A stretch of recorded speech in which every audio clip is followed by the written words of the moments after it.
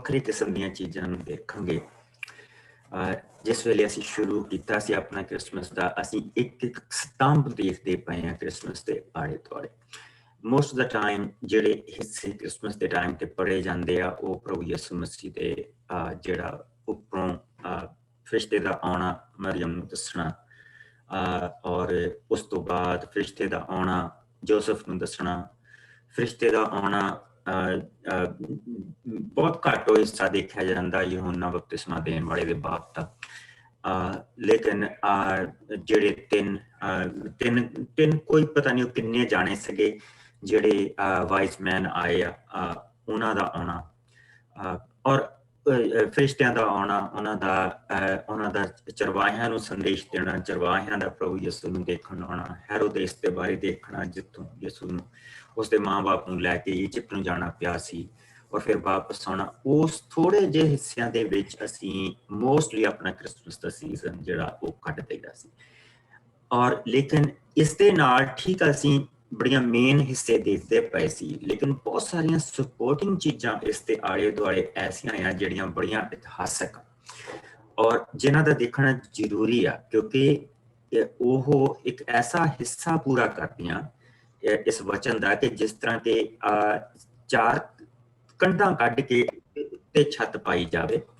ਇਹ ਇਸ ਤਰ੍ਹਾਂ ਹੁੰਦਾ ਕਿ ਜਿਸ ਲਈ ਅਸੀਂ ਚਾਰੇ ਹਰ ਤਰ੍ਹਾਂ ਦੀਆਂ ਚੀਜ਼ਾਂ ਨੂੰ ਦੇਖ ਕੇ ਔਰ ਫਿਰ ਅਸੀਂ ਪ੍ਰਭੂ ਯਿਸੂ ਮਸੀਹ ਦੇ ਜਨਮ ਦੇ ਬਾਰੇ ਦੇਖਦੇ ਹਾਂ। ਫਿਰ ਸਾਨੂੰ ਉਹ ਸਾਰੀਆਂ ਚੀਜ਼ਾਂ ਜਿਸ ਲਈ ਜੁੜਦੀਆਂ ਪਈਆਂ ਔਰ ਉਹਨਾਂ ਨੂੰ ਜੁੜਦੀਆਂ ਅਸੀਂ ਦੇਖਦੇ ਪਏ ਹਾਂ, ਤੇ ਉਹ ਸਾਰਾ ਜੋ ਪ੍ਰਭੂ ਦੇ ਵਚਨ ਦੇ ਵਿੱਚ ਜੋ ਸਾਨੂੰ ਮਿਲਦਾ, ਜੋ ਪ੍ਰਭੂ ਦੇ ਵਚਨ ਦੇ ਵਿੱਚ ਪ੍ਰਭੂ ਯਿਸੂ ਮਸੀਹ ਦੇ ਬਾਰੇ, ਉਹਦੇ ਜਨਮ ਦੇ ਬਾਰੇ ਔਰ ਸਾਰੀਆਂ ਜਿਹੜੀਆਂ ਭਵਿੱਖਬਾਣੀਆਂ ਹੋਈਆਂ ਉਹਨਾਂ ਨੂੰ ਅਸੀਂ ਪੂਰਨ ਹੁੰਦਾ ਦੇਖਦੇ ਪਏ ਹਾਂ, ਜਿਸ ਤਰ੍ਹਾਂ ਪ੍ਰਭੂ ਦੇ ਵਚਨ ਦੇ ਵਿੱਚ ਲਿਖਿਆ। ਔਰ ਇਸ ਦੇ ਨਾਲ ਨਾਲ ਜਿਹੜੀ ਇੱਕ ਬੜੀ ਮਹਾਨ ਚੀਜ਼ ਜਿਹੜੀ ਅਸੀਂ ਦੇਖਦੇ ਹਾਂ ਉਹ ਇਹ ਦੇਖਦੇ ਹਾਂ ਪ੍ਰਭੂ ਦੇ ਵਚਨ ਦੇ ਵਿੱਚੋਂ ਕਿ ਪ੍ਰਭੂ ਦੇ ਵਚਨ ਨੂੰ ਇੱਥੇ ਸੰਪੂਰਨਤਾ ਤੱਕ ਲਿਆਉਣ ਦੇ ਲਈ ਪ੍ਰਭੂ ਨੇ ਰਸਤੇ ਦੇ ਵਿੱਚ ਕਿਹੜੇ ਕੰਮ ਕੀਤੇ। ਇਹ ਬਹੁਤ ਜ਼ਰੂਰੀ ਚੀਜ਼ਾਂ ਔਰ ਇਹਨਾਂ ਨੂੰ ਦੇਖਣਾ ਵੀ ਬਹੁਤ ਜ਼ਰੂਰੀ ਆ, ਕਿਉਂਕਿ ਵੰਸ਼ਾਵਲੀ ਸਾਨੂੰ ਜਿਸ ਲਈ ਦਿੱਤੀ ਜਾਂਦੀ ਹੈ ਤਾਂ ਅਬਰਾਹਮ ਤੋਂ ਲੈ ਕੇ ਪ੍ਰਭੂ ਯਿਸੂ ਤਾਈਂ। ਫਿਰ ਦੂਸਰੇ ਪਾਸੇ ਜਿਸ ਲਈ ਅਸੀਂ ਵੰਸ਼ਾਵਲੀ ਨੂੰ ਪੜ੍ਹਦੇ ਹਾਂ ਤੇ ਉਹ ਸਾਨੂੰ ਆਦਮ ਤੋਂ ਲੈ ਕੇ ਪ੍ਰਭੂ ਯਿਸੂ ਮਸੀਹ ਤਾਈਂ ਵੰਸ਼ਾਵਲੀ ਦਿੱਤੀ ਜਾਂਦੀ ਹੈ। ਕੋਈ ਕਾਰਨ ਹੈ ਕਿ ਸਾਨੂੰ ਇੰਨੀ ਵੱਡੀ ਵੰਸ਼ਾਵਲੀ ਦਿੱਤੀ ਗਈ, ਕੋਈ ਕਾਰਨ ਹੈ ਉਸ ਦੇ ਪਿੱਛੇ। ਸੋ ਉਹਨਾਂ ਕਾਰਨਾਂ ਨੂੰ ਦੇਖਣਾ ਬਹੁਤ ਜ਼ਰੂਰੀ ਹੈ। ਸੋ ਅਸੀਂ ਪਿਛਲੇ ਆਪਣੇ ਸੈਸ਼ਨ ਦੇ ਵਿੱਚ ਜਿਹੜਾ ਸਾਡਾ ਸੰਡੇ ਸੀਗਾ ਉਸ ਦੇ ਵਿੱਚ ਅਸੀਂ ਸਾਰਾ ਯਹੂਨਾ ਬਪਤਿਸਮਾ ਦੇਣ ਵਾਲੇ ਦੇ ਬਾਰੇ ਦੇਖਿਆ ਸੀ। ਯਹੂਨਾ ਬਪਤਿਸਮਾ ਦੇਣ ਵਾਲੇ ਦਾ ਪ੍ਰਭੂ ਯਿਸੂ ਮਸੀਹ ਦੇ ਆਉਣ ਤੋਂ ਪਹਿਲਾਂ ਆਉਣਾ ਜ਼ਰੂਰੀ ਸੀ। ਅਸੀਂ ਦੇਖਿਆ ਕਿ ਕਿਸ ਤਰ੍ਹਾਂ ਯਸਾਇਆ ਨਬੀ ਦੇ ਰਾਹੀਂ ਇਸ ਚੀਜ਼ ਦੇ ਬਾਰੇ ਸਾਨੂੰ ਦੱਸਿਆ ਗਿਆ, ਭਵਿੱਖਬਾਣੀ ਕੀਤੀ ਗਈ ਕਿ ਇਸ ਤੋਂ ਪਹਿਲਾਂ ਯਿਸੂ ਆਏਗਾ, ਉਸ ਤੋਂ ਪਹਿਲਾਂ ਰਾਹ ਤਿਆਰ ਕਰਨ ਵਾਲਾ ਆਏਗਾ ਔਰ ਉਹ ਪ੍ਰਭੂ ਯਿਸੂ ਦੇ ਲਈ ਰਾਹ ਤਿਆਰ ਕਰੇਗਾ।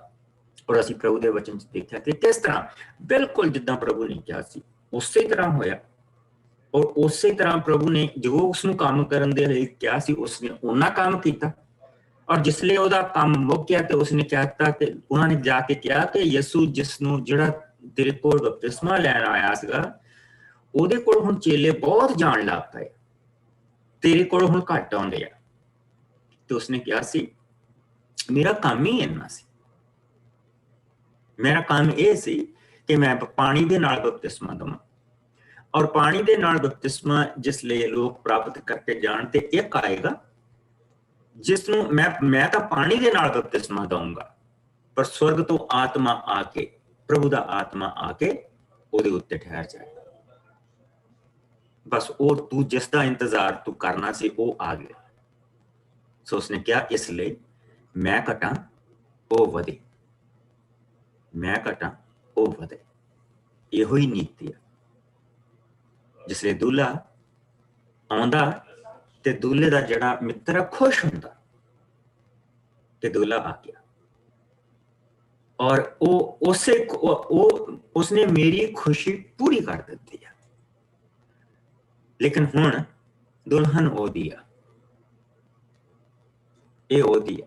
ਮੇਰਾ ਆਨੰਦ ਪੂਰਾ ਹੋਇਆ, ਮੇਰਾ ਕੰਮ ਪੂਰਾ ਹੋਇਆ।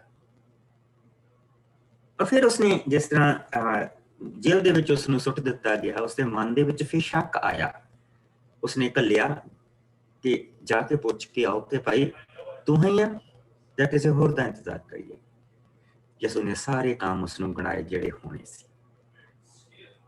ਉਸਨੇ ਕਿਹਾ ਸਾਰੀਆਂ ਚੀਜ਼ਾਂ ਹੋਈਆਂ, ਅੰਨੇ ਦੇਖਦੇ ਪਏ, ਲੂਲੇ ਲੰਗੜੇ ਚੱਲਦੇ ਪਏ, ਔਰ ਪ੍ਰਭੂ ਨੇ ਦੱਸਿਆ ਕਿ ਮੁਰਦੇ ਜੀਂਦੇ ਹੁੰਦੇ ਪਏ, ਔਰ ਪ੍ਰਭੂ ਦਾ ਸ਼ਬਦ ਗਰੀਬ ਨੂੰ ਸੁਣਾਇਆ ਜਾ ਰਿਹਾ, ਜਿਨ੍ਹਾਂ ਵਿਚਾਰਿਆਂ ਨੂੰ ਮੰਦਿਰ ਦੇ ਵਿੱਚ ਵੜਨ ਦੀ ਆਗਿਆ ਵੀ ਨਹੀਂ ਸੀ, ਜਿਨ੍ਹਾਂ ਦੇ ਲਈ ਇੱਕ ਥੋੜੀ ਜਿਹੀ ਜਗ੍ਹਾ ਸੁਲੇਮਾਨ ਨੇ ਬਣਾਈ ਸੀ, ਔਰ ਉਸ ਤੋਂ ਬਾਅਦ ਥੋੜੀ ਜਿਹੀ ਉਸ ਜਗ੍ਹਾ ਨੂੰ ਹੈਰੋਦੇਸ ਨੇ ਚੰਗਾ ਕਾਫੀ ਵੱਡਾ ਕਰ ਦਿੱਤਾ ਸੀ, ਵਧਾ ਦਿੱਤਾ ਸੀ। ਉਹਨਾਂ ਨੇ ਉਸ ਜਗ੍ਹਾ ਦੇ ਉੱਤੇ ਮੰਡੀ ਲਾ ਲਈ ਸੀ, ਉੱਥੇ ਕਬੂਤਰ ਵੇਚਣੇ ਸ਼ੁਰੂ ਕਰਤੇ ਸੀ, ਉੱਥੇ ਭੇਡਾਂ ਵੇਚਣੀਆਂ ਸ਼ੁਰੂ ਕਰਤੀਆਂ, ਔਰ ਉਹਨਾਂ ਨੇ ਪ੍ਰਭੂ ਦੇ ਘਰ ਨੂੰ ਮੰਡੀ ਬਣਾ ਕੇ ਰੱਖਤਾ ਸੀ। ਉਹ ਵਿਚਾਰਿਆਂ ਦੇ ਉੱਥੇ ਜਾਣ ਦੇ ਲਈ ਵੀ ਜਗ੍ਹਾ ਹੈ ਨਹੀਂ ਸੀ, ਉਹ ਵੀ ਭਰੀ ਰਹਿੰਦੀ ਸੀ, ਅੰਦਰ ਕੋਈ ਵੜਨ ਨਹੀਂ ਸੀ ਦਿੰਦਾ। ਸੋ ਪ੍ਰਭੂ ਯਿਸੂ ਨੇ ਜਿਸ ਲਈ ਪ੍ਰਭੂ ਦਾ ਵਚਨ ਸੁਣਾਉਣਾ ਸ਼ੁਰੂ ਕੀਤਾ, ਉਹਨੇ ਉਹਨਾਂ ਤੋਂ ਸ਼ੁਰੂ ਕੀਤਾ, ਗਲੀਲ ਦੇ ਨਿਵਾਸੀਆਂ ਤੋਂ ਸ਼ੁਰੂ ਕੀਤਾ, ਜਿਸ ਨੂੰ ਵਿਚਾਰੇ ਨੂੰ ਪੁੱਛਿਆ ਵੀ ਨਹੀਂ ਜਾਂਦਾ ਸੀ। ਉਹ ਇੱਕ ਐਸੀ ਸਟੇਟ ਸੀ ਜਿਸ ਨੂੰ ਕੋਈ ਪੁੱਛਦਾ ਵੀ ਨਹੀਂ ਸੀ। ਉੱਥੋਂ ਪ੍ਰਭੂ ਨੇ ਆਪਣਾ ਕੰਮ ਸ਼ੁਰੂ ਕੀਤਾ, ਉੱਥੋਂ ਉਸਨੇ ਆਪਣਾ ਜਿਹੜਾ ਪ੍ਰਭੂ ਦਾ ਵਚਨ ਸੁਣਾਉਣਾ ਸ਼ੁਰੂ ਕੀਤਾ। ਤਾਂ ਫਿਰ ਉਸਨੇ ਯਰੂਸ਼ਲਮ ਦੇ ਵਿੱਚ ਆ ਕੇ ਸੁਣਾਇਆ, ਫਿਰ ਯਹੂਦੀਆ ਚ ਜਾ ਕੇ ਸਾਰੇ ਚ ਸੁਣਾਇਆ। ਔਰ ਅਸੀਂ ਇਹ ਦੇਖਦੇ, ਅੱਜ ਅਸੀਂ ਜਿਹੜੀ ਚੀਜ਼ ਦੇਖਣ ਜਾ ਰਹੇ ਹਾਂ, ਇਹ ਬਹੁਤ ਹੀ ਇੰਪੋਰਟੈਂਟ। ਇਸ ਦੇ ਵਿੱਚ ਅਸੀਂ ਇਹ ਦੇਖਾਂਗੇ, ਅੱਜ ਦੇ ਵਚਨ ਦੇ ਵਿੱਚ ਅਸੀਂ ਇਹ ਦੇਖਾਂਗੇ ਕਿ ਪ੍ਰਭੂ ਯਿਸੂ ਦੀ ਮਾਂ ਮਰੀਅਮ ਔਰ जोसेफ, जो प्रभु का बाप नहीं सी, परमेश्वर प्रभु का बाप सी, उन्होंने जड़ियां नीयां आ प्रभु ने किदां उसारियां। क्योंकि जिस वेले असीं प्रभु का वचन पढ़ते पे सी तां असीं ये चीज देखते पे सी कि प्रभु ने अपना वादा पूरा किया, अब्राहम दे नाल कीता, उसने अपना वादा पूरा कर दिता, उन्होंने इजराइल की धरती दे दी जो अज भी उन्होंने कोल, और उस तो बाद प्रभु उस कौम नूं कुछ और नहीं करता। उसने हुण उन्हां दे विचों उन्होंने वो फिर उस पाप दे चक्कर दे विच फेड़े पे, और प्रभु ने उन्हां तो लाइन एक बचा के रखी, जिस दे विच उसने वो वादा पूरा करना सी जो उसने आदम ते हव्वा दे नाल कीता सी। सो इस करके असीं दो लाइनां अज देखांगे। एक लाइन ऐसी है जिहड़ी अब्राहम तो चल के यसू ताईं आउंदी है, और दूसरी लाइन जिहड़ी आ वो आदम तो लैके यसू ताईं आउंदी, जां यसू तो शुरू होके आदम तक जांदी है। डजंट मैटर तुसीं जिहड़े मर्जी तरीके नाल उसे जे पुट्ठा पढ़ना मंगदे ते पुट्ठा भी पढ़ सकदे, सिद्धा भी पढ़ सकदे। एक जिहड़ा लेखक आ वो हैगा हिब्रू, जिहड़ा दूसरा लेखक आ वो हैगा जेंटाइल। जेंटाइल हमेशा जिहड़ी लिनेज है वो इदां ही लिखदे आ। मेरे तो लैके उन्होंने यह दसना कि हरिंदर सोहता का बाप का नाम मेहर सिंह सी, मेहर सिंह के बाप का नाम हरभजन सिंह सी, हरभजन सिंह के बाप का नाम राम सिंह सी। सो उन्होंने इदा चलते हैं। जेडे हिब्रू आ, जेडे इब्रानी लोग आ, वो शुरू होंगे है, उन्होंने शुरू इदा होना सीगा राम सिंह के पुत का नाम हरभजन सिंह सी, हरभजन सिंह के पुत का नाम मेहर सिंह सी, और मेहर सिंह के पुत का नाम Harinder सोहता। So that's the only difference. सिर्फ इन्ना का फर्क है। सो आओ असीं इन्हां दोनों लाइनां नूं सब तो पहला पढ़ांगे, और उस तो बाद इन्हां दे विचों जिहड़ी खास बरकत कढ के लैके आवांगे कि इन्हां दो लिनियज दे विच प्रभु ने किहड़ी बरकत दित्ती है। इस तो पहला कि मैं तुहानूं एक दसना मंगदा, तरनजीत दा टैक्स्ट भी उधर तुहानूं पहुंच गया होना, क्योंकि यह जिहड़ी साडीआं खास करके जिहड़ियां क्रिसमस दी वीडियो असीं बनाने पे हैं, ये असीं अपनी यूट्यूब ते लोड करनियां मेन ते उत्ते। सो अगर तुहाडे विच कोई ऐसा भैन भरा है जिहड़ा चाहुंदा कि मेरा नाम जां मेरी जिहड़ी पिक्चर हो ना आवे, असीं सिर्फ इन्नी बेनती करांगे कि अगर तुसीं नहीं मंगदे कि तुहाडा नाम ना आवे तो अपने कंप्यूटर तो तुसीं अपना नाम चेंज कर लो, जां कुछ इदां दा रख लो जिहड़ा शो ना होवे। ਅਗਰ ਤੁਸੀਂ ਇਹ ਨਹੀਂ ਮੰਗਦੇ ਕਿ ਤੁਹਾਡੀ ਪਿਕਚਰ ਨਾ ਆਵੇ, ਤੁਸੀਂ ਜਿੱਦਾਂ ਕਿ ਜਿਹੜੀ ਇਕੱਲੀ ਸਾਊਂਡ ਔਨ ਰੱਖ ਸਕਦੇ ਆ, ਵੀਡੀਓ ਨੂੰ ਆਫ ਕਰ ਦਿਓ। So this is the only request we have, ਕਿਉਂਕਿ ਇਹ ਜਿੱਦਾਂ ਕਿ ਬਹੁਤ ਲੋਕਾਂ ਨੇ ਦੇ ਲਈ ਜਾਣੀ ਆ। ਸੋ ਇਹ ਕ੍ਰਿਸਚਨ, ਇਹ ਸਾਡੀਆਂ ਇਸ ਸਮੇਂ ਦੀਆਂ ਕ੍ਰਿਸਮਸ ਦੇ ਸਮੇਂ ਦੀਆਂ ਵੀਡੀਓਜ਼ ਆ। ਸੋ ਆਓ ਮੇਰੇ ਨਾਲ ਮੱਤੀ ਦੀ ਪੁਸਤਕ ਦੇ ਵਿੱਚ ਆ ਜਾਓ। ਪੰਨਾ 2 ਪਿਛਲੇ ਪਾਸਿਓਂ ਪੰਨਾ 2 ਮੱਤੀ ਦਾ ਪਹਿਲਾ chapter, Matthew chapter 1, Matthew chapter 1 verse 1 to 17, 2 ਪੰਨਾ, ਮੱਤੀ ਦਾ ਪਹਿਲਾ ਭਾਗ, ਉਸ ਦੀ ਪਹਿਲੀ ਆਇਤ ਤੋਂ ਲੈ ਕੇ 17 ਆਇਤ ਤੱਕ ਅਸੀਂ ਦੇਖਾਂਗੇ। ਹਾਂਜੀ। ਪ੍ਰਭੂ ਯੀਸ਼ੂ ਦੇ ਵੰਸ਼ ਦਾ ਲੇਖਾ। ਯੀਸ਼ੂ ਮਸੀਹ ਦੇ ਵੰਸ਼ ਦਾ ਲੇਖਾ ਇਸ ਤਰ੍ਹਾਂ ਹੈ, ਉਹ ਦਾਊਦ ਦੇ ਵੰਸ਼ ਵਿੱਚੋਂ ਸਨ ਜੋ ਅਬਰਾਹਮ ਦੇ ਵੰਸ਼ ਵਿੱਚੋਂ ਸੀ। ਅਬਰਾਹਮ ਇਸਹਾਕ ਦਾ ਪਿਤਾ ਸੀ, ਇਸਹਾਕ ਯਕੂਬ ਦਾ, ਅਤੇ ਯਕੂਬ ਯਹੂਦਾ ਅਤੇ ਉਸ ਦੇ ਭਰਾਵਾਂ ਦਾ ਪਿਤਾ ਸੀ। ਯਹੂਦਾ ਫਿਰਸ਼ ਅਤੇ ਜ਼ਰਾ ਦਾ ਪਿਤਾ ਸੀ, ਜਿਨ੍ਹਾਂ ਦੀ ਮਾਂ ਤਮਾਰ ਸੀ। ਫਿਰਸ਼ ਹਸਰੋਨ ਦਾ ਅਤੇ ਹਸਰੋਨ ਰਾਮ ਦਾ ਪਿਤਾ ਸੀ। ਰਾਮ ਅਮੀਨਾ ਦਾਬ ਦਾ, ਅਮੀਨਾ ਦਾਬ ਨਹਸੋਨ ਦਾ, ਨਹਸੋਨ ਸਲਮੋਨ ਦਾ ਪਿਤਾ ਸੀ। ਸਲਮੋਨ ਬੋਅਜ਼ ਦਾ ਪਿਤਾ ਸੀ। ਬੋਅਜ਼ ਦੀ ਮਾਂ ਰਹਾਬ ਸੀ। ਬੋਅਜ਼ ਓਬੇਦ ਦਾ ਪਿਤਾ ਸੀ। ਓਬੇਦ ਦੀ ਮਾਂ ਰੂਤ ਸੀ। ਅਤੇ ਓਬੇਦ ਜੱਸੇ ਦਾ ਪਿਤਾ ਸੀ। ਜੱਸੇ ਰਾਜਾ ਦਾਊਦ ਦਾ ਪਿਤਾ ਸੀ। ਦਾਊਦ ਸੁਲੇਮਾਨ ਦਾ ਪਿਤਾ ਸੀ। ਸੁਲੇਮਾਨ ਦੀ ਮਾਂ ਪਹਿਲਾਂ ਉਰੀਆ ਦੀ ਪਤਨੀ ਸੀ। ਸੁਲੇਮਾਨ ਰਹੂਬਵਾਮ ਦਾ, ਰਹੂਬਵਾਮ ਅਬੀਆਮ ਦਾ, ਅਤੇ ਅਬੀਆ ਆਸਾ ਦਾ ਪਿਤਾ ਸੀ। ਆਸਾ ਯਹੋਸ਼ਾਫਾਟ ਦਾ, ਯਹੋਸ਼ਾਫਾਟ ਯੋਰਾਮ ਦਾ, ਅਤੇ ਯੋਰਾਮ ਉਜੀਆ ਦਾ ਪਿਤਾ ਸੀ। ਉਜੀਆ ਯੋਥਾਮ ਦਾ, ਯੋਥਾਮ ਆਹਾਜ਼ ਦਾ, ਅਤੇ ਆਹਾਜ਼ ਹਿਜਕੀਆ ਦਾ ਪਿਤਾ ਸੀ। ਹਿਜਕੀਆ ਮਨਸ਼ਾ ਦਾ, ਮਨਸ਼ਾ ਅਮੋਨ ਦਾ, ਅਤੇ ਅਮੋਨ ਜੋਸ਼ੀਆ ਦਾ ਪਿਤਾ ਸੀ। ਜੋਸ਼ੀਆ ਯਕਾਨਿਆ ਅਤੇ ਉਸ ਦੇ ਭਰਾਵਾਂ ਦਾ ਪਿਤਾ ਸੀ। ਇਹਨਾਂ ਦੇ ਸਮੇਂ ਇਸਰਾਇਲ ਨੂੰ ਬੰਦੀ ਬਣਾ ਕੇ ਬਾਬਲ ਵਿੱਚ ਲੈ ਜਾਇਆ ਗਿਆ ਸੀ। ਬਾਬਲ ਵਿੱਚ ਬੰਦੀ ਬਣਾ ਕੇ ਲੈ ਜਾਣ ਦੇ ਪਿੱਛੋਂ ਯਕਾਨੀਆ ਸਾਲਤੀਏਲ ਦਾ, ਸਾਲਤੀਏਲ ਜਰੂਬਾਬਲ ਦਾ, ਜਰੂਬਾਬਲ ਅਬੀਹੂਦ ਦਾ, ਅਬੀਹੂਦ ਈਲ ਯਕੀਮ ਦਾ, ਅਤੇ ਈਲ ਯਕੀਮ ਅਜੋਰ ਦਾ ਪਿਤਾ ਸੀ। ਅਜੋਰ ਸਦੋਕ ਦਾ, ਸਦੋਕ ਯਕੀਨ ਦਾ, ਅਤੇ ਯਕੀਨ ਅਲੀਹੂਦ ਦਾ ਪਿਤਾ ਸੀ। ਅਲੀਹੂਦ ਇਲਾਜ਼ਾਰ ਦਾ, ਇਲਾਜ਼ਾਰ ਮਥਾਨ ਦਾ, ਮਥਾਨ ਯਕੂਬ ਦਾ, ਅਤੇ ਯਕੂਬ ਯੂਸਫ ਦਾ ਪਿਤਾ ਸੀ। ਯੂਸਫ ਦੀ ਪਤਨੀ ਮਰੀਅਮ ਸੀ, ਜਿਸ ਦੀ ਕੁੱਖੋਂ ਯੀਸ਼ੂ ਨੇ ਜਨਮ ਲਿਆ, ਜੋ ਮਸੀਹ ਵੀ ਅਖਵਾਉਂਦੇ ਹਨ।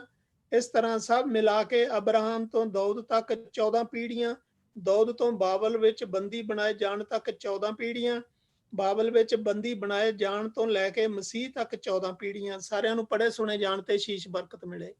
ਸਭ ਤੋਂ ਪਹਿਲਾਂ ਤੁਸੀਂ ਇਹ ਦੇਖੋ ਕਿ ਕਿੱਦਾਂ ਪੀੜ੍ਹੀਆਂ ਦੇ ਵਿੱਚ ਪ੍ਰਭੂ ਨੇ 3 ਹਿੱਸਿਆਂ ਦੇ ਵਿੱਚ ਸਮੇਂ ਨੂੰ ਵੰਡ ਦਿੱਤਾ। ਅਬਰਾਹਮ ਨੂੰ ਵਾਅਦਾ ਦੇਣ ਤੋਂ ਬਾਅਦ ਦਾਊਦ ਤੱਕ ਸਾਰਾ ਰਾਜ ਪਾਟ ਸੈੱਟ ਹੋ ਗਿਆ ਸੀ, ਉਹ 14 ਪੀੜ੍ਹੀਆਂ। ਦਾਊਦ ਤੋਂ ਬਾਅਦ ਜਿਹੜੇ ਇਹਨਾਂ ਨੇ ਪਾਪ ਕਰਨੇ ਸ਼ੁਰੂ ਕਰਤੇ, ਰਾਜੇ ਆਏ, ਇਹਨਾਂ ਦੀ ਕੌਮ 'ਚ ਜਿਹੜੇ ਰਾਜੇ ਪੈਦਾ ਹੋਏ, ਫਿਰ ਇਹਨਾਂ ਨੂੰ ਉੱਥੋਂ ਜਿਸ ਵੇਲੇ ਪ੍ਰਭੂ ਨੇ ਇਹਨਾਂ ਨੂੰ ਪ੍ਰਵਾਸ ਦੇ ਵਿੱਚ ਬਾਬਲ ਦੇ ਵਿੱਚ ਘੱਲਿਆ, ਇਰਾਕ ਦੇ ਵਿੱਚ ਘੱਲਿਆ, ਉੱਥੇ ਤੱਕ 14 ਪੀੜ੍ਹੀਆਂ। ਉੱਥੋਂ ਵਾਪਸ ਆਉਣ ਤੱਕ ਔਰ ਪ੍ਰਭੂ ਯਿਸੂ ਮਸੀਹ ਦੇ ਜਨਮ ਤੱਕ 14 ਪੀੜ੍ਹੀਆਂ। It's very important. ਇਹ ਜਿਹੜਾ ਡਿਵਾਈਡ ਆ, ਇਹ ਬਹੁਤ ਇੰਪੋਰਟੈਂਟ ਹੈ। 3 ਵੱਖਰੇ ਸਮਿਆਂ ਦਾ ਸਾਨੂੰ ਇਹ ਪੇਸ਼ ਕਰਦਾ ਪਿਆ। ਇਹ ਵੀ ਦੱਸਦਾ ਪਿਆ ਕਿ ਇਹ ਤਿੰਨੇ ਜ਼ਰੂਰੀ ਸੀ। It was must. ਪਹਿਲੇ 14 ਪੀੜ੍ਹੀਆਂ ਦੇ ਵਿੱਚ ਪ੍ਰਭੂ ਦਾ ਜਿਹੜਾ ਵਚਨ ਸੀਗਾ, ਪ੍ਰਭੂ ਦਾ ਜਿਹੜੇ ਲੋਕ ਸੀਗੇ, ਉਹ ਪ੍ਰਭੂ ਦੇ ਪਿੱਛੇ ਫਿਰ ਵੀ ਚੱਲਣ ਵਾਲੇ ਸੀ। ਜਿਹੜਾ ਦੂਸਰਾ ਸਮਾਂ ਆਇਆ, ਉਸ ਦੇ ਵਿੱਚ ਪ੍ਰਭੂ ਨੂੰ ਉਹਨਾਂ ਨੂੰ ਬੇਸਿਕਲੀ ਕੈਪਟੀਵਿਟੀ ਦੇ ਵਿੱਚ ਲਿਜਾ ਕੇ, ਉਹਨਾਂ ਨੂੰ ਗੁਲਾਮੀ ਦੇ ਵਿੱਚ ਲਿਜਾ ਕੇ, ਤੇ ਉਹਨਾਂ ਨੂੰ ਸਾਫ਼ ਰੱਖਣਾ ਪਿਆ, ਔਰ ਫਿਰ ਉਹਨਾਂ ਨੂੰ ਵਾਪਸ ਲੈ ਕੇ ਆਇਆ। ਔਰ ਉਸ ਵੇਲੇ ਤੱਕ ਦਾਨੀਅਲ ਵਰਗੇ ਨਬੀ ਜਿਹੜੇ ਉੱਥੇ ਹੋਏ ਆ, ਉਹਨਾਂ ਦੇ ਵਿੱਚ ਜ਼ਕਰਿਆ ਵਰਗੇ ਜਿਹੜੇ ਨਬੀ ਉੱਥੇ ਉਹਨਾਂ ਦੇ ਵਿੱਚ ਹੋਏ ਆ, ਇਸਕਿਲ ਵਰਗੇ ਜਿਹੜੇ ਨਬੀ ਉਹਨਾਂ ਦੇ ਵਿੱਚ ਹੋਏ ਆ, ਉਹਨਾਂ ਨੇ ਕੌਮ ਨੂੰ ਮੁੜ ਕੇ ਤਿਆਰ ਕੀਤਾ, ਕੌਮ ਨੂੰ ਮੁੜ ਕੇ ਉਠਾਲਿਆ, ਮੁੜ ਕੇ ਆਪਣੇ ਪਰਮੇਸ਼ਰ ਦੀ ਅੱਗ ਦੇ ਵਿੱਚ ਉਹਨਾਂ ਨੂੰ ਲੈ ਕੇ ਗਏ, ਉਹਨਾਂ ਨੂੰ ਤਪਾਇਆ ਪ੍ਰਭੂ ਨੇ, ਔਰ ਫਿਰ ਉਹਨਾਂ ਨੂੰ ਵਾਪਸ ਲੈ ਕੇ ਆਇਆ, ਔਰ ਫਿਰ ਪ੍ਰਭੂ ਯਿਸੂ ਮਸੀਹ ਦਾ ਜਨਮ ਹੋਇਆ। ਸੋ ਇੱਥੋਂ ਅਸੀਂ ਇਹ ਵੀ ਦੇਖ ਸਕਦੇ ਹਾਂ ਕਿ ਸਾਡੇ ਵਿਸ਼ਵਾਸ ਨੂੰ ਬਚਾਉਣ ਦੇ ਲਈ, ਕਿਉਂਕਿ ਜਿਨ੍ਹਾਂ ਨੇ ਪ੍ਰਭੂ ਯਿਸੂ ਤੇ ਵਿਸ਼ਵਾਸ ਕੀਤਾ ਉਹਨਾਂ ਦਾ ਘਰ ਜਾਣਾ ਜ਼ਰੂਰੀ ਆ। ਇਹ ਸਾਡਾ ਨਹੀਂ ਉੱਥੇ ਹੁਣ, ਸਾਡਾ ਕੰਮ ਸਿਰਫ ਇੰਨਾ ਹੀ ਸੀ ਕਿ ਪ੍ਰਭੂ ਯਿਸੂ, ਮੈਂ ਆਪਣੇ ਆਪ ਨੂੰ ਨਹੀਂ ਬਚਾ ਸਕਦਾ, ਔਰ ਨਾ ਤਾਂ ਮੇਰੇ ਕੋਲ ਕਰਮ, ਨਾ ਮੇਰੇ ਤੋਂ ਧਰਮ ਜਿਹੜਾ ਮੈਨੂੰ ਬਚਾ ਲੇ। ਧਰਮ ਤਾਂ ਮੈਨੂੰ ਦੱਸ, ਹਰੇਕ ਵਾਰੀ ਦੱਸਦਾ, ਜਿਹੜੇ ਪੋਥੀ ਖੋਲਦਾ ਉਹ ਦੱਸਦਾ ਕਿ ਤੇਰੇ ਵਿੱਚ ਨੁਕਸ ਕੀ ਹੈ, ਔਰ ਤੂੰ ਇਹਨਾਂ ਦੇ ਨਾਲ ਨਹੀਂ ਤੂੰ ਜਾ ਸਕਦਾ। ਲੇਕਿਨ ਤੇਰੇ ਵਾਅਦੇ ਜਿਹੜੇ ਪੱਕੇ ਆ, ਤੂੰ ਕੀਮਤ ਦਿੱਤੀ ਆ, ਮੇਰੇ ਗੁਨਾਹ ਦੀ ਕੀਮਤ ਦਿੱਤੀ ਆ, ਸੋ ਮੈਂ ਤੈਨੂੰ ਆਪਣੇ ਆਪ ਨੂੰ ਸੌਂਪਿਆ। ਬੇਸਿਕਲੀ ਜਿਸ ਤਰ੍ਹਾਂ ਇੱਕ ਬੰਦੇ ਨੇ ਵੈਨਕੂਵਰ ਤੋਂ ਮੰਨ ਲਓ ਕਿ ਹੋਪ ਨੂੰ ਜਾਣਾ ਹੋਵੇ, ਤੇ ਉਹ ਬੇਸਿਕਲੀ ਇੱਕ ਗੱਡੀ ਦੇ ਵਿੱਚ ਬੈਠ ਜਾਵੇ। ਉਹ ਹੁਣ ਉਹਦੀ ਜੌਬ ਨਹੀਂ ਹੈਗੀ ਕਿ ਹੋਪ ਹੁਣ ਉਹਨੇ ਧੱਕਾ ਲਾ ਕੇ ਗੱਡੀ ਨੂੰ ਲੈ ਕੇ ਜਾਣਾ। ਉਹ ਇੱਕ ਉਮੀਦ ਦੇ ਨਾਲ ਬੈਠ ਗਿਆ ਕਿ ਮੈਂ ਇਸ ਗੱਡੀ ਦੇ ਵਿੱਚ ਬੈਠ ਗਿਆ, ਇਹ ਮੈਨੂੰ ਹੋਪ ਤੱਕ ਲੈ ਕੇ ਜਾਏ, ਔਰ ਕੀਮਤ ਜਿਹੜੀ ਆ ਉਹ ਪੇ ਹੋਈ। That's what it is. ਸੋ ਜਿਸ ਲਈ ਅਸੀਂ ਪ੍ਰਭੂ ਦੇ ਵਚਨ ਦੇ ਵਿੱਚ ਜਾਂਦੇ ਹਾਂ, ਤੇ ਇਹਦੇ ਵਿੱਚ ਜਿਹੜੀਆਂ ਦੇਖਣ ਵਾਲੀਆਂ ਚੀਜ਼ਾਂ, ਉਹ 2-3 ਚੀਜ਼ਾਂ ਦੇਖਣ ਵਾਲੀਆਂ। ਨੰਬਰ 1, ਜਿੱਦਾਂ ਹੀ ਇਹ ਵਚਨ ਸ਼ੁਰੂ ਹੁੰਦਾ ਸਾਨੂੰ ਇਹਦੀ ਵੰਸ਼ਾਵਲੀ ਦੱਸੀ ਗਈ ਹੈ, ਔਰ ਇਸ ਵੰਸ਼ਾਵਲੀ ਦੇ ਵਿੱਚ ਜਿਹੜੀ ਔਰਤਾਂ ਦੇ ਨਾਮ ਆਏ ਆ ਉਹ ਬਹੁਤ ਜ਼ਰੂਰੀ ਹਿੱਸੇ ਆ, ਉਹ ਬਹੁਤ ਜ਼ਰੂਰੀ ਹਿੱਸੇ ਆ। ਉਹ ਔਰਤਾਂ ਐਸੀਆਂ, ਨੰਬਰ 1 ਤੇ ਇੱਕ ਐਸੀ ਔਰਤ ਉਹਨੇ ਆਉਣਾ ਹੈਗਾ ਜਿਸ ਦੇ ਨਾਲ ਉਸਦੇ ਸਹੁਰਾ ਪਰਿਵਾਰ ਨੇ ਧੋਖਾ ਕੀਤਾ, ਕਿਉਂਕਿ ਯਹੂਦਾ ਦੇ ਪੁੱਤਰ ਤੋਂ ਤਮਾਰ ਦੇ ਘਰ ਅਗਲਾ ਲਾਈਨ ਚਲਾਉਣ ਵਾਲਾ ਪੈਦਾ ਹੋਣਾ ਸੀ, ਔਰ ਉਸਨੇ, ਜਿਸ ਲਈ ਉਸਦੇ ਪਹਿਲੇ ਦੋਨੇ ਪੁੱਤਰ ਮਰ ਗਏ, ਉਸਨੇ ਆਪਣਾ ਬੇਟਾ ਜਿਹੜਾ ਸੀ ਉਹ ਤਮਾਰ ਉਸਨੂੰ ਨਹੀਂ ਦਿੱਤੀ, ਔਰ ਜਿਸ ਦਾ ਕਾਰਨ ਇਹ ਹੋਇਆ ਕਿ ਉਸਨੂੰ ਇੱਕ ਹੱਥਕੰਡਾ ਵਰਤਣਾ ਪਿਆ, ਔਰ ਪ੍ਰਭੂ ਨੇ ਉਸਨੂੰ ਗਾਈਡ ਕੀਤਾ। ਸੋ ਆਓ ਅਸੀਂ ਸਭ ਤੋਂ ਪਹਿਲਾਂ ਉਸ ਹਿੱਸੇ ਨੂੰ ਦੇਖਦੇ ਹਾਂ, ਔਰ ਉੱਥੋਂ ਸਾਨੂੰ ਇਸ ਚੀਜ਼ ਦਾ ਪਤਾ ਲੱਗੂ ਕਿ ਪ੍ਰਭੂ ਬੇਇਨਸਾਫੀ ਨਹੀਂ ਕਿਸੇ ਨਾਲ ਹੋਣ ਦਿੰਦਾ, ਬੇਇਨਸਾਫੀ ਕਿਸੇ ਨੂੰ ਨਾ ਹੋਣ ਦਿੰਦਾ। ਸੋ ਉਸ ਥਾਂ ਤੇ ਆ ਕੇ ਉਸ ਔਰਤ ਨੂੰ ਵੀ ਪ੍ਰਭੂ ਨੇ ਚਮਕਾਇਆ, ਔਰ ਉਸਦੀ ਸੰਤਾਨ ਨੂੰ ਵੀ ਇੱਕ ਵਾਰੀ ਚਮਕਾਇਆ, ਤਾਂ ਕਿ ਅਸੀਂ ਦੇਖ ਸਕੀਏ ਕਿ ਕਿਸ ਤਰ੍ਹਾਂ ਪ੍ਰਭੂ ਆਪਣੀ ਕੌਮ ਨੂੰ ਔਰ ਉਸ ਲਾਈਨ ਨੂੰ ਵੀ ਸਾਫ਼ ਰੱਖਦਾ ਪਿਆ, ਔਰ ਲਾਈਨ ਦੇ ਵਿੱਚ ਬੇਇਨਸਾਫੀ ਵੀ ਨਹੀਂ ਹੋਣ ਦੇ ਰਿਹਾ। ਲਾਈਨ ਦੇ ਵਿੱਚ ਜਿਸ ਲਈ ਬੇਇਨਸਾਫੀ ਹੁੰਦੀ ਆ, ਪ੍ਰਭੂ ਇਨਸਾਫ ਦਿੰਦਾ, ਪ੍ਰਭੂ ਆਪ ਇਨਸਾਫ ਦਿੰਦਾ। ਮੇਰੇ ਨਾਲ ਉਤਪਤ ਦੇ ਵਿੱਚ, ਹੁਣ ਆਪਾਂ ਪਿੱਛੇ ਪੁਰਾਣੇ ਨਿਯਮ ਚ ਚੱਲ ਜਾਣਾ, ਉਤਪਤ ਦਾ 38ਵਾਂ ਭਾਵ ਪੰਨਾ 56, ਉਸਦਾ ਅਸੀਂ ਇੱਕ ਛੋਟੀ ਜਿਹੀ ਜਿਹੜੀ ਉੱਥੇ ਦੱਸਿਆ ਗਿਆ ਸਾਨੂੰ,